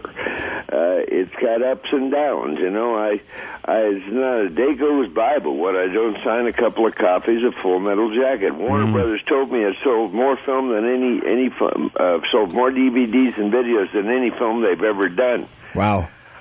So it's like a ritualistic film passed from father to son. We had Matthew Modine was in, and he was saying that we didn't even know that you had a car accident or something as the filming of that was being done. Right in the middle of the shooting of Full Metal Jacket, I hit some black ice in Epping Forest, coming down a winding road in Epping Forest, and slipped off the road. Took out a black walnut tree on the way, and ended up in the middle of a golf course. It totaled the car out and broke 6 ribs, a collarbone, dislocated my hip, and let's see what I guess that's about it. Oh well, it dislocated my shoulder, my right shoulder as well. And you were still able to get in there and do the movie? It took me 2 months. I was on the mend for 2 months, and the first scene that we did when we came back from when we came back to shoot was the obstacle course scene. Oh. Beautiful. And the first damn day that I was back, guess what? Vince D'Onofrio pulled a hamstring. Oh, and we were off another goddamn week. And the actors were going out of their minds. They all wanted to go home. You know, they're young guys. They like to be home. So had a major mutiny on our hands, Stanley and I. Wow. But it worked out okay, and everybody was happy with the product, and seeing it was certainly worthwhile. Hey guys, the good folks at the History Channel came to me with a project, good idea here earlier this year. I want to talk about it. Okay, it's Take a Vet to School Day. Yeah, Take a Veteran to School. It's on. It's going to be on the History Channel, right? Well, it's not a show. It's not a program. Okay. It is a program that we're offering to the schools, and about 200 schools are signed up so far to Take a Vet to School Day, and all it simply entails is taking a veteran, asking a veteran to come to your classroom and talk to the kids, tell them his stories. I was a bit skeptical when they first came to me with the idea, and so I went up to Las Vegas, and I got the third graders in Las Vegas together, and I gave them a little talk, and I was happy to find out, by the way, that about 30% of them were big fans of Mail Call, and most of the rest of them knew me from shows like Toy Stories and The Simpsons and Family Guy and things like that. This Take a Veteran to School program didn't work very well with Charles Whitman. Well, Charles Whitman had a little bit of a hang-up there. From that book, Suppository Building, sir. Charles insisted on bringing his fucking rifle. He certainly Some did. of them just can't get there without their rifle. They just got to have their rifle. But outstanding. Our veterans will not bring their rifle. These are level-headed, very intelligent veterans. Anyway, I talked to the kids in the third grade up at Las Vegas, and then after I finished my little spiel, I opened it up for questions, and I was expecting a sprinkling of hands when I asked for questions, but almost every hand in the auditorium went up, so they were very enthusiastic about it. I had one kid that asked me a question about his uncle had been in Somalia. Could I explain that to him? Another kid, a bunch of kids actually asked questions about Vietnam. How come people spit on the veterans and the soldiers when they came back from Vietnam? How come the war was so unpopular? I was able to explain to them that the media was doing exactly what the communist liberal media was doing exactly what they were doing now, and they were lying to the American people, and they had the American people convinced that we were losing the war in Vietnam, that we were losing we were sending young men over to die for no reason, for no good reason. And the liberal media, by the way, is doing that again right now. But anyway, these veterans are falling by the wayside, boys, and we're losing the World War II veterans and Korean veterans by the droves now. And we need, they've taken good, great stories to the graves with them. So why not, for show and tell, take a vet to school? That's a pretty cool idea. I like it. Works, Opie and Anthony, it works for the vets, too. It makes them feel better. It makes them feel needed. You know, they get to air their feelings. But anyway, it works both ways. It's a good program. Arlie, I got a question for you off the subject, which we will. Absolutely. I just reading something here, and it's very interesting to me, and I didn't know it. It said you did study drama at the University of Manila in the Philippines, and it said that Coppola cast you in Apocalypse Now while filming in the area? Yeah. What did you do in Apocalypse Now? I was a helicopter pilot. Yeah, I did not fucking know that. That's because I'm young and handsome back then. But you're actually... I had jet black hair. I was built like a stud. What scene are you in? Are you in when they're playing Shall We Dance? Is that this... I was a helicopter pilot while they were... Duvall was talking about Charlie Don't Surf. Right. It was my chopper, and I flew in and blew up a bridge. Where there was a car crossing the bridge. I remember that. Yeah. So and I was also assistant technical advisor of the show. Oh my God! So I was involved with that show. Apocalypse Now is not one that I'm very proud of, because every Vietnam veteran in the world hates the Apocalypse Now, because it made us look like a bunch of real nitwits, to the dopers and druggies and idiots, you know. However, I was there, and I did need a paycheck, and so I was on board. I love Mail Call. It's a great show. We're changing that around. We're the History Channel there again came to me about last of 06, and said we need to make some adjustments. It's a good show, but we've got 100 episodes in the can. When cable channels get 100 episodes of a show in the can, it's time to start looking around for something else. So we're shooting in HD now. We're shooting 1-hour shows. We have changed the format around a little bit, made some adjustments. It's just, and we have now named it Trigger Time, and it's a nice dressed up version of Mail Call is all it is. And you're still gonna blow some shit up, right? Oh, we're gonna blow shit up that you wouldn't believe. Absolutely. That's what I like seeing. Yeah, our thoughts are, if you can't drive it, fly it, shoot it, you blow it up. Plain and simple. I mean, come on. One of my favorites was when you were in the tank, driving the tank around and running over the watermelons, I think. Yeah, that was fun. They actually set the watermelons up the first time, and I actually made it all the way through the obstacle course of watermelons without breaking any. Mm-hmm.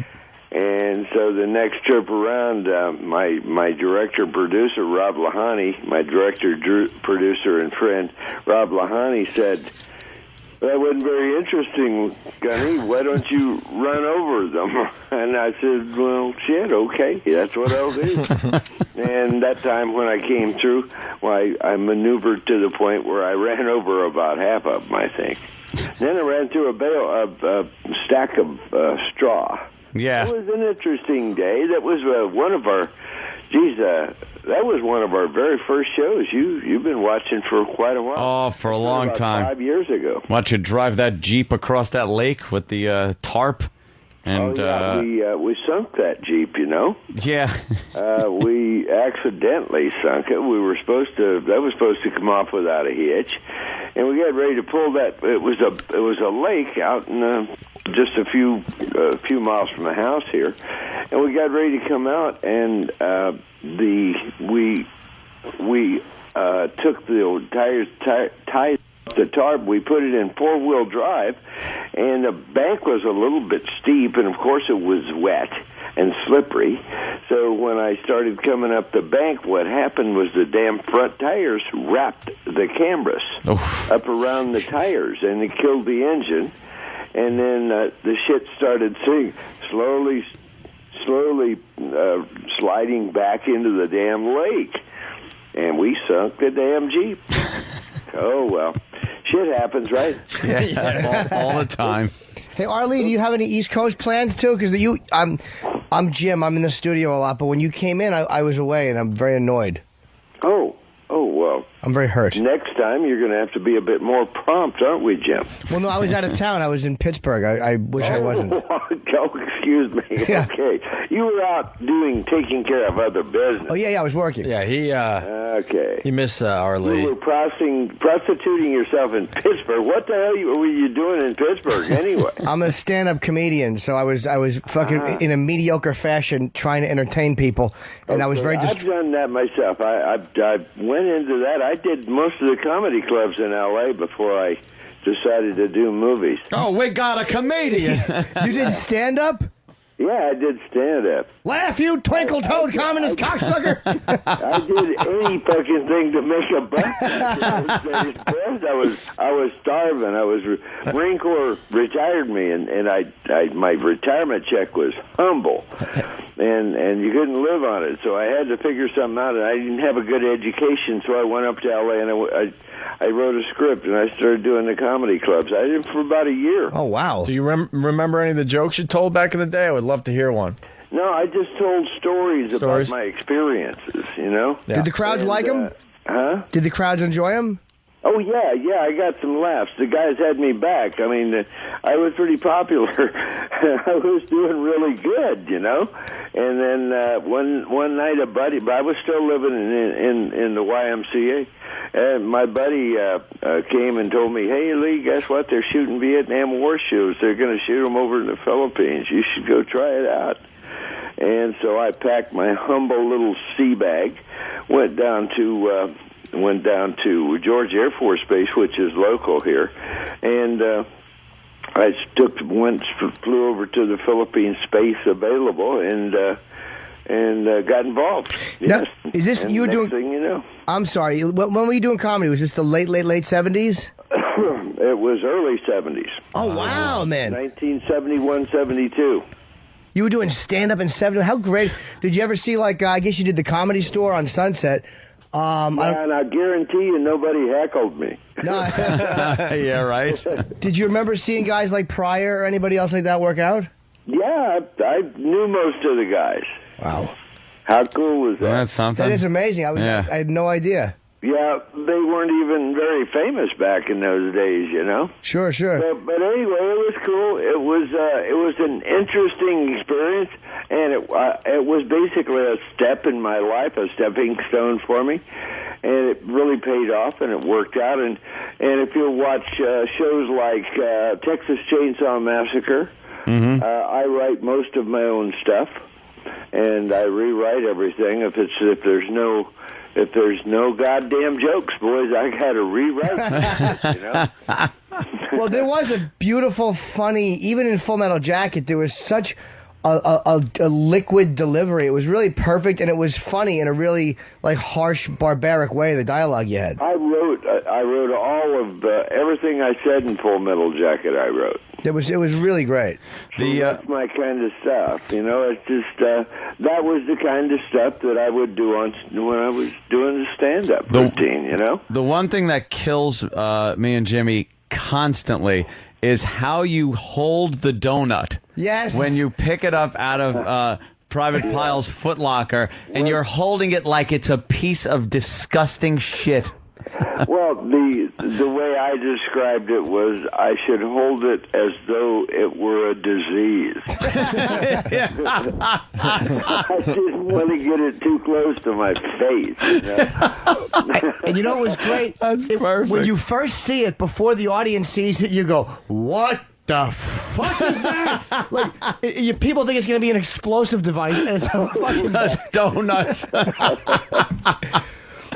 But that was funny shit, wasn't it? Oh, hell yeah. Hilarious. I mean, it's kind of a bit dark. Yeah, but a bit. extremely funny. I mean, you look like the kind of guy, and this is a line that I came up, and it was my favorite line in the show. And it was, you look like the kind of guy that would fuck a person in the ass and not even have the goddamn common courtesy to give him a reason. Common courtesy. That would.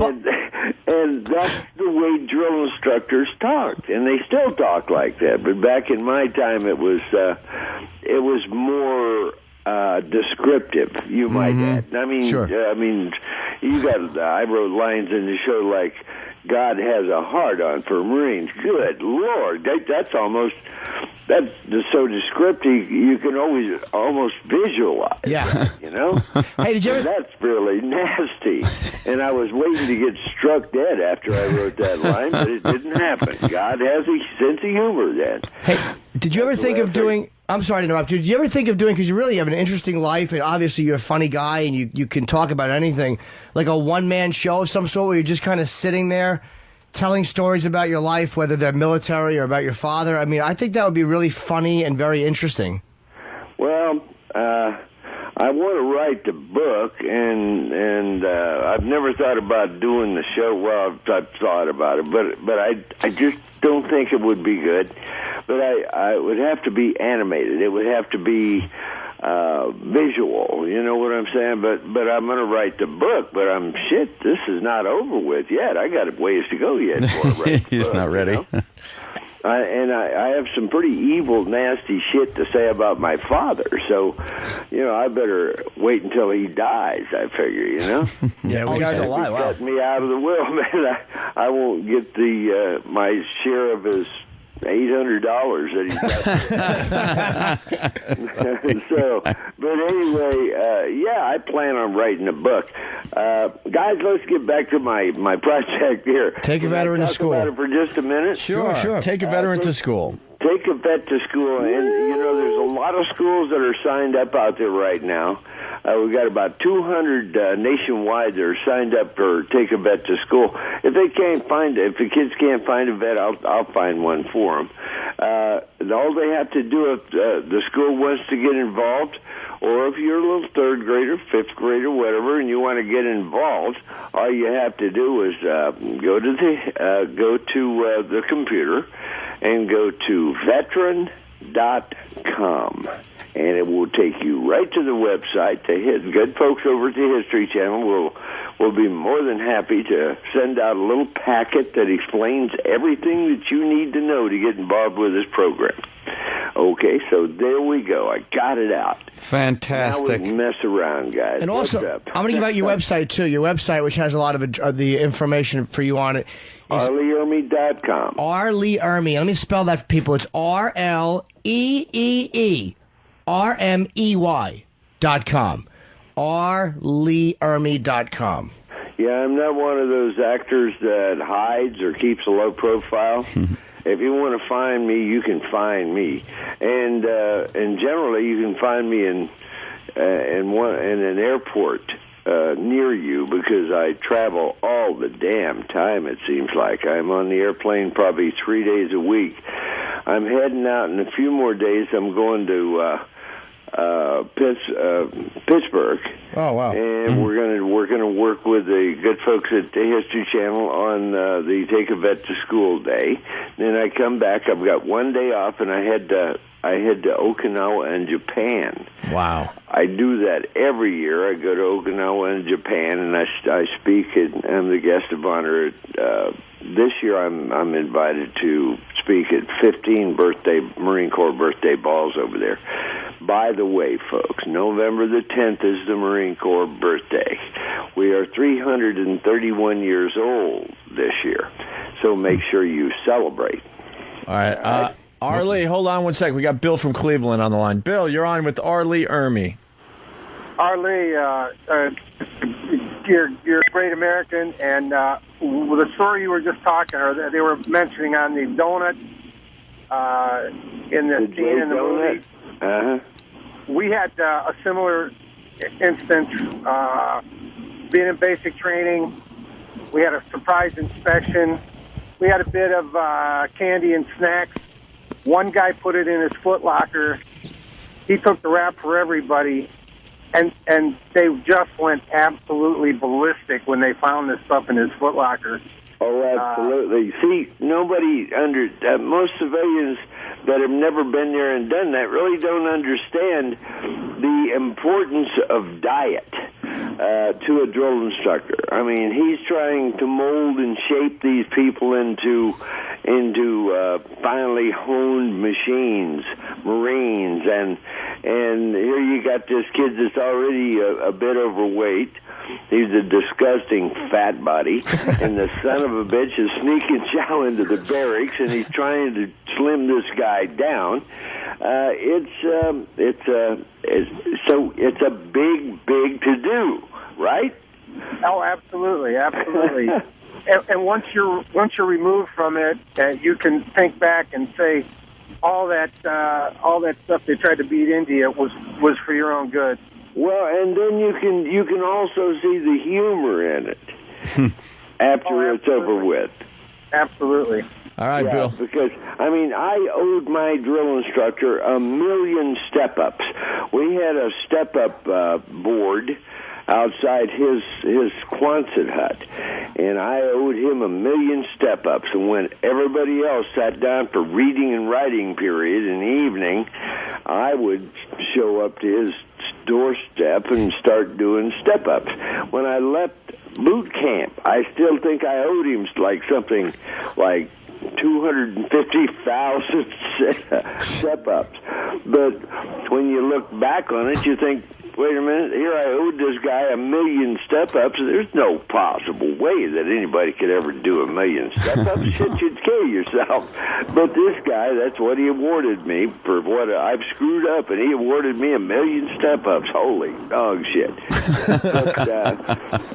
But you look back on it, and you see the humor, and you understand after you finish up and when you look back on it, why the humor was necessary, because the stress of recruit training is so over the top, is so tremendous and so immense that if there isn't some kind of a comic relief there, if there's not some kind of a opening where you can actually let your mind laugh or have a moment of laughter, you're dead. Fuck, you would drive yourself crazy. You know? Well, you know, there's a reason for it, and most drill instructors have great senses of humor.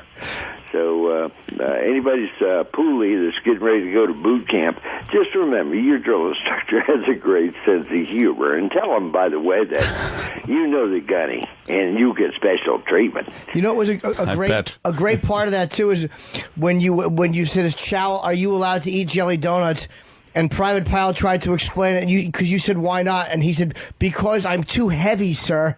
And you hit him with, "Because you're a disgusting fat body." But he tried to soft soap it. I plumped up a bit in recent weeks. Yeah. Another thing that you look back on and it always cracked me up, it was a compliment from the drill instructor, because drill instructors don't compliment any damn body, right? But a compliment from a drill instructor is like when Private Pile was they realized that he could actually hit the target, he could actually hit the bullseye. Mm-hmm. And the drill instructor came up and said, "Well, we finally found something that you can do, didn't we, Private Pile? You're not as fucked up as I thought you were." Well, right then the private's chest puffs up, and he's all proud. That is a compliment from the drill instructor. You're not as fucked up as I thought you were. Yeah, you're still shit, but you're not as much shit as I thought you were.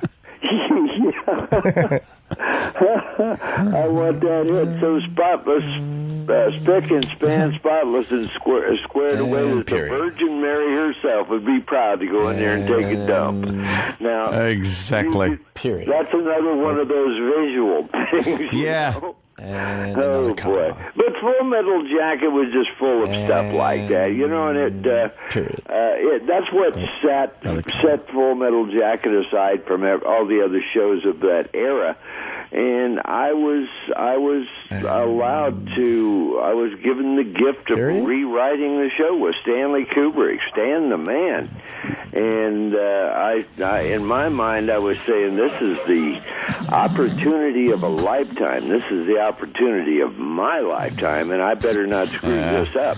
And we worked hard on this show. Well, but it really paid off, guys. Who would have known better than you? Absolutely. Arlie Ermy, thanks so much, man, for giving us a call. And remember, take a veteran to school.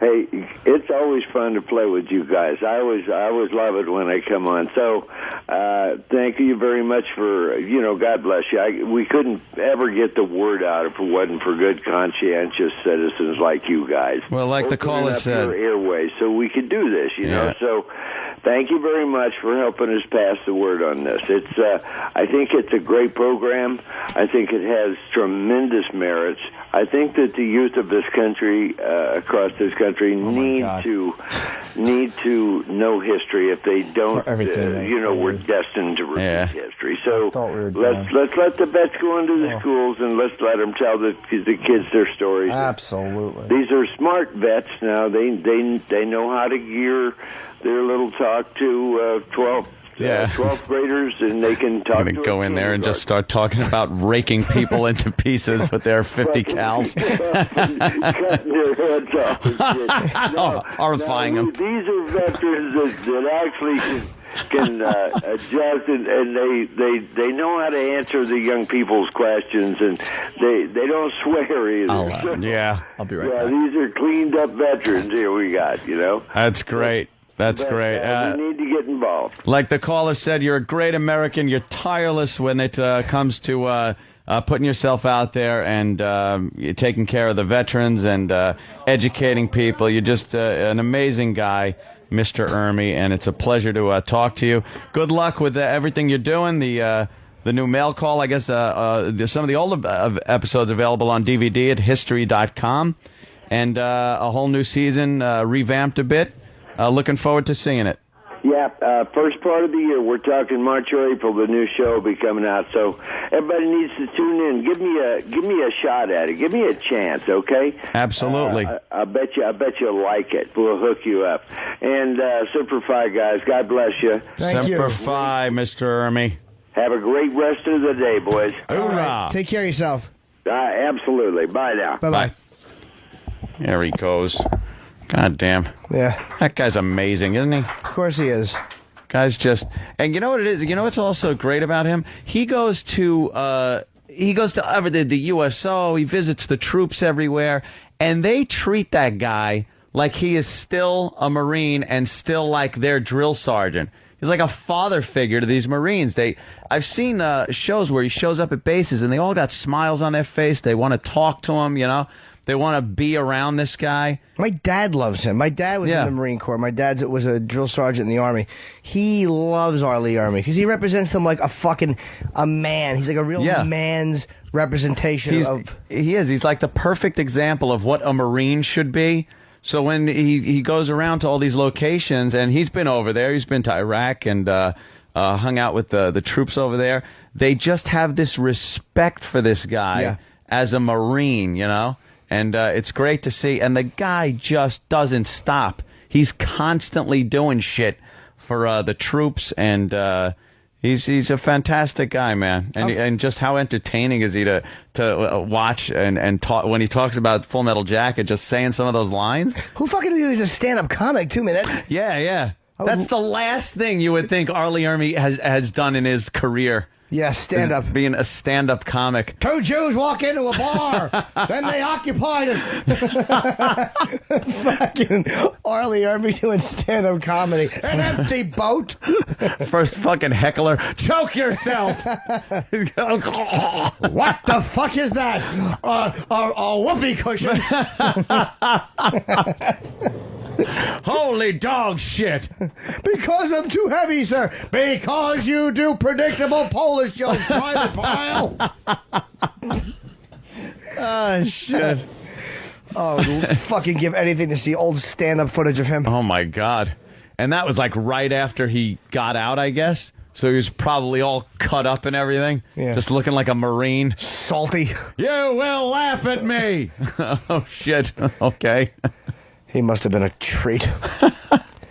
A treat. Yeah. Well, there he goes. He's doing his take a vet to school day. Jesus. This will be our animated section about the My Lai massacre. Notice the little girl running after Agent Orange has been on her back. We put in a funny voice. That little photo. the little Fook girl running down the street with napalm on her back. Now, third graders, this is Bugs Bunny throwing a hat into a helicopter on Apocalypse Now. Watch the soldier burn. Hold that pontoon up her ass. How fucking great is that he was in Apocalypse Now? He was I'm gonna have to pop that on now to at least get a good screen cap of that one. And I remember the scene. It was the guy shot the bridge. And Duvall went, good shot. Oh, you a case of beer for that one. I think that was the case of beer for that one shot. Yeah, it was right in front of a vehicle, and the vehicle just kind of launches up in the air and flies into the water. Who knew that was him? He's been in every war movie. Who are we kidding? It's funny that they didn't like Full Metal Jacket. I mean, Apocalypse Now, 'cause they thought it portrayed the fucking soldiers as druggies. Yeah. And fuck-ups. It was a weird time for Vietnam movies back then when that came out.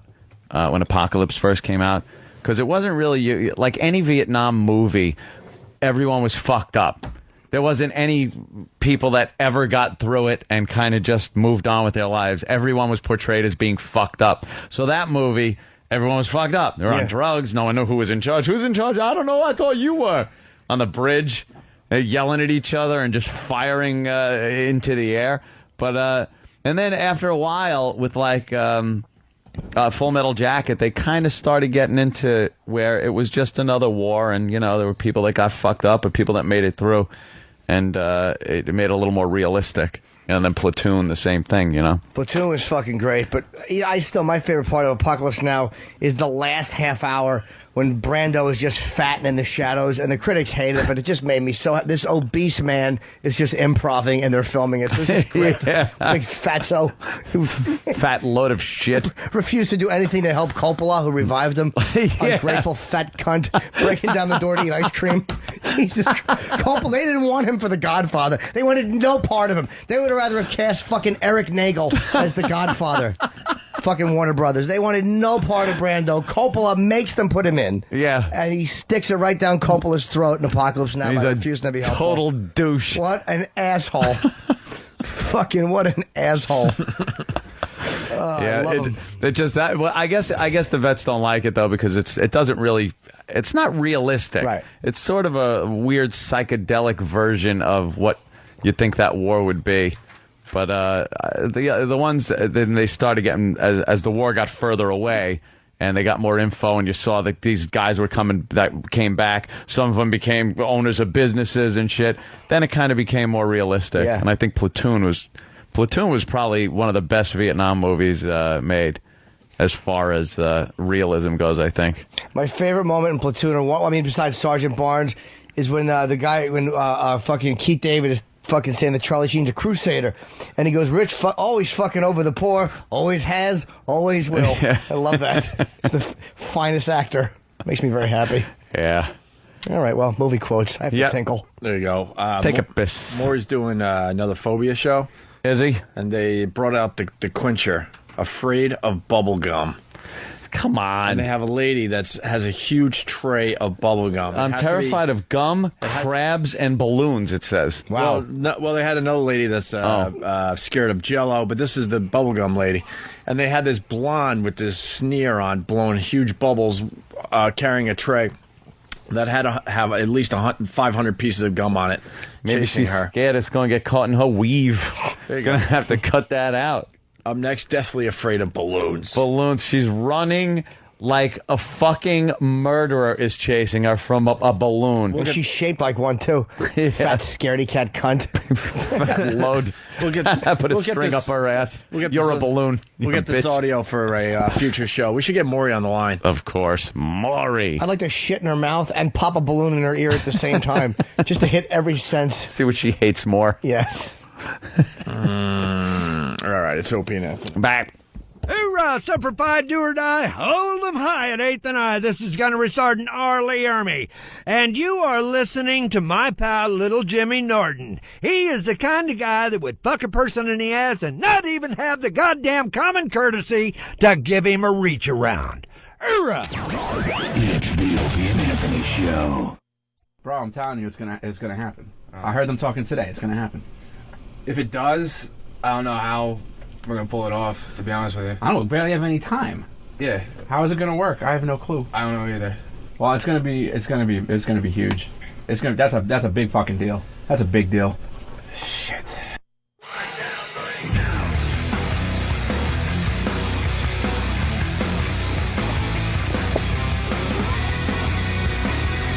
We're getting ready for Line of the Day. Line of the Day. Line of the Day. I guess Sam is forwarding all his spam mail to Steve. That was kind of funny during the break. Yeah, what a little prick. Sam is a little prick. He's probably the most cherubish, most innocent-looking boy here. But the biggest prick. He will, to any opportunity to just fuck somebody over so he can have a laugh. My joy in life. Steve flips out beyond anyone, and it's at these little moments because he has these moments where all his responsibilities come down at the same time. So you keep needling him, and usually he can take it, and then the one moment that all his responsibilities are there, he just flips out. Yeah. And so the Foundry email gets dozens of spam messages every single day. Yeah, if it's dozens. By the way, if I get one more fucking, you have a private message at foundry.music.com. Fuck, I get that email. I don't have a password for the. Can you give me my password? Yeah. So Thank you. that Right list. now? So, Steve, what kind of emails are forwarded to you? Let's see. I think a title for one of them is "Bigger Size is Always Better." Yeah, I've been trying to help Steve because there's lots of ways that he can get a bigger cock. Yeah, there's lots of big dick creams that you can get. Yeah. I have no clue why Steve Irwin's death has been tied into sex pills. Have you seen that one? No. Where it's like Steve Irwin killed video. And you click on the email and it's, hey, you want a bigger cock? It's like, what the fuck does that have to do with Steve Irwin? I actually, because we all envy the Stingray, and we all want to put our cock through the heart of someone. Oh, What a is great that way to it? kill someone who's too close to you. Jam your heart on through their heart. It snaps off.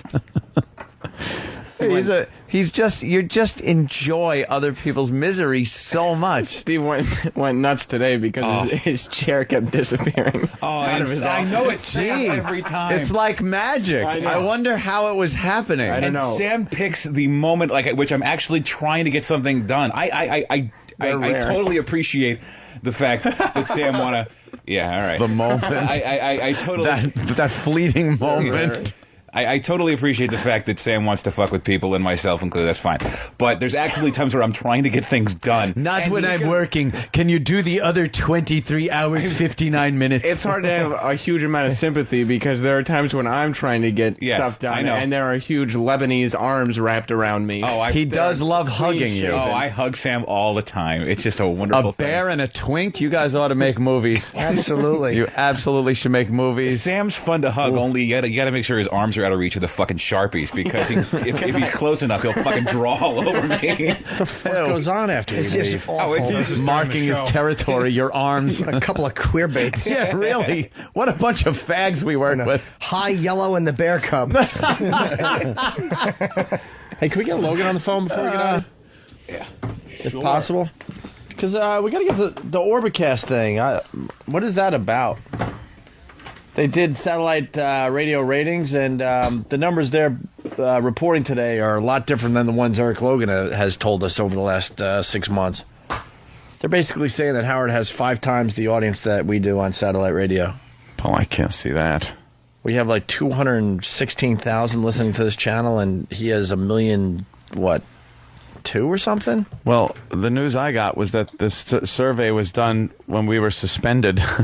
So why isn't anyone bringing that to people's attention? I don't know. Because if the survey was, I just want to find out what's real here. Because if the survey was done while we were suspended, a lot of people dropped their subscriptions. Plus, they dropped every mention of Opie and Anthony from the channel for a month. Yeah. There was no presence at all. Yeah. And Jason X, just chill, man. Opie, period, snoring? Really, what the fuck? You're the wussy boy. He's more a man in his little finger than your whole body. You're a piece of shit. He's a man. Just a joke, dude. Chill out. No one knew how to stop R. Lee Ermey from talking today, that's all. Doesn't mean I don't like the guy. Doesn't mean I don't support troops and all that, but give me a break. Guy went on and on. We couldn't. It was one long sentence. You're like Al Qaeda. Me? Why am I? That's this guy's line because I made a very subtle joke to R. Lee Ermey. Yeah. Jesus, Jason, relax. So I don't know what that's about, but it's on Orbit Cast. We're barely one of the top channels on satellite radio, so I'm hoping that's when the survey was done.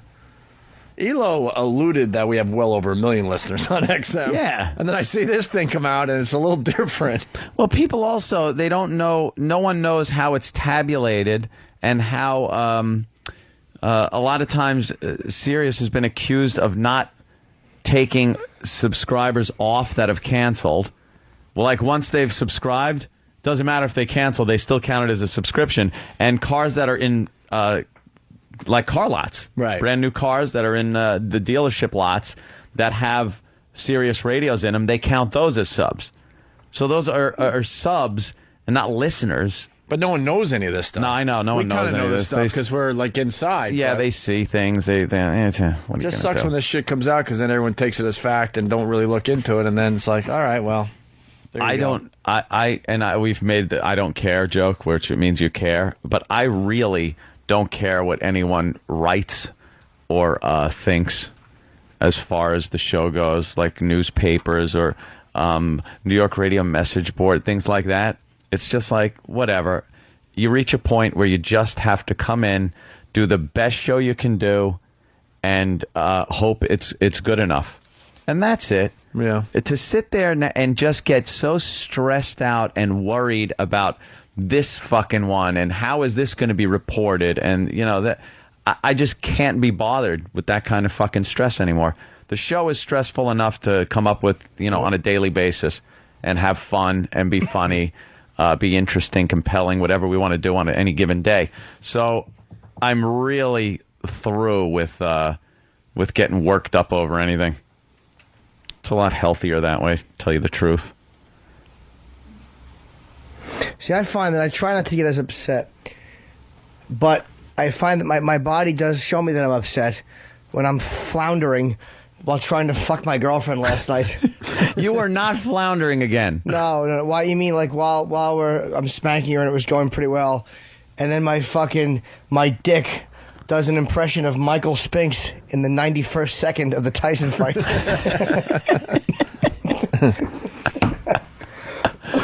Oh, you're crazy.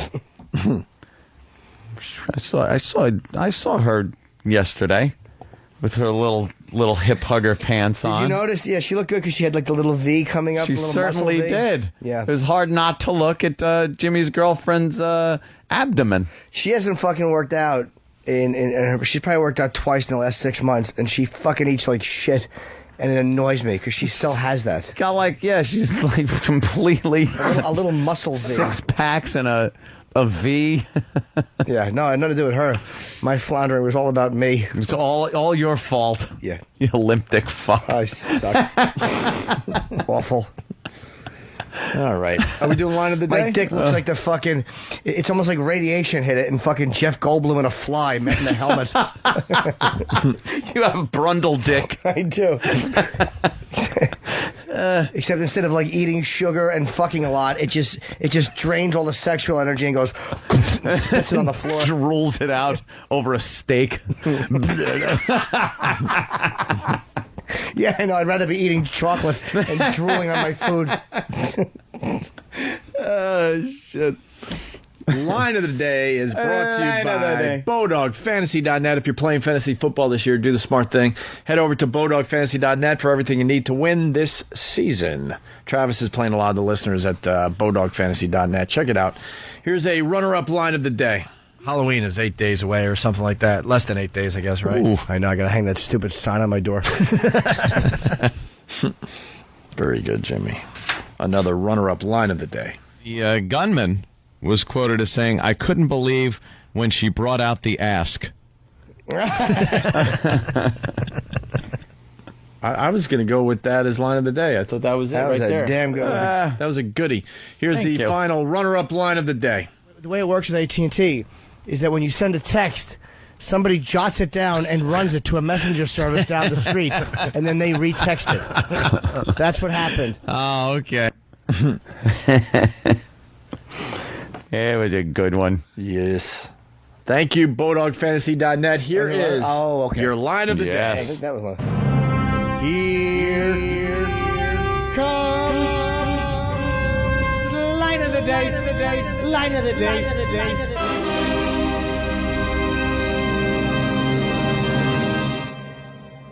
And this is my favorite line. He's so romantic, the former First Lady said it in an interview for a November issue of Essence magazine.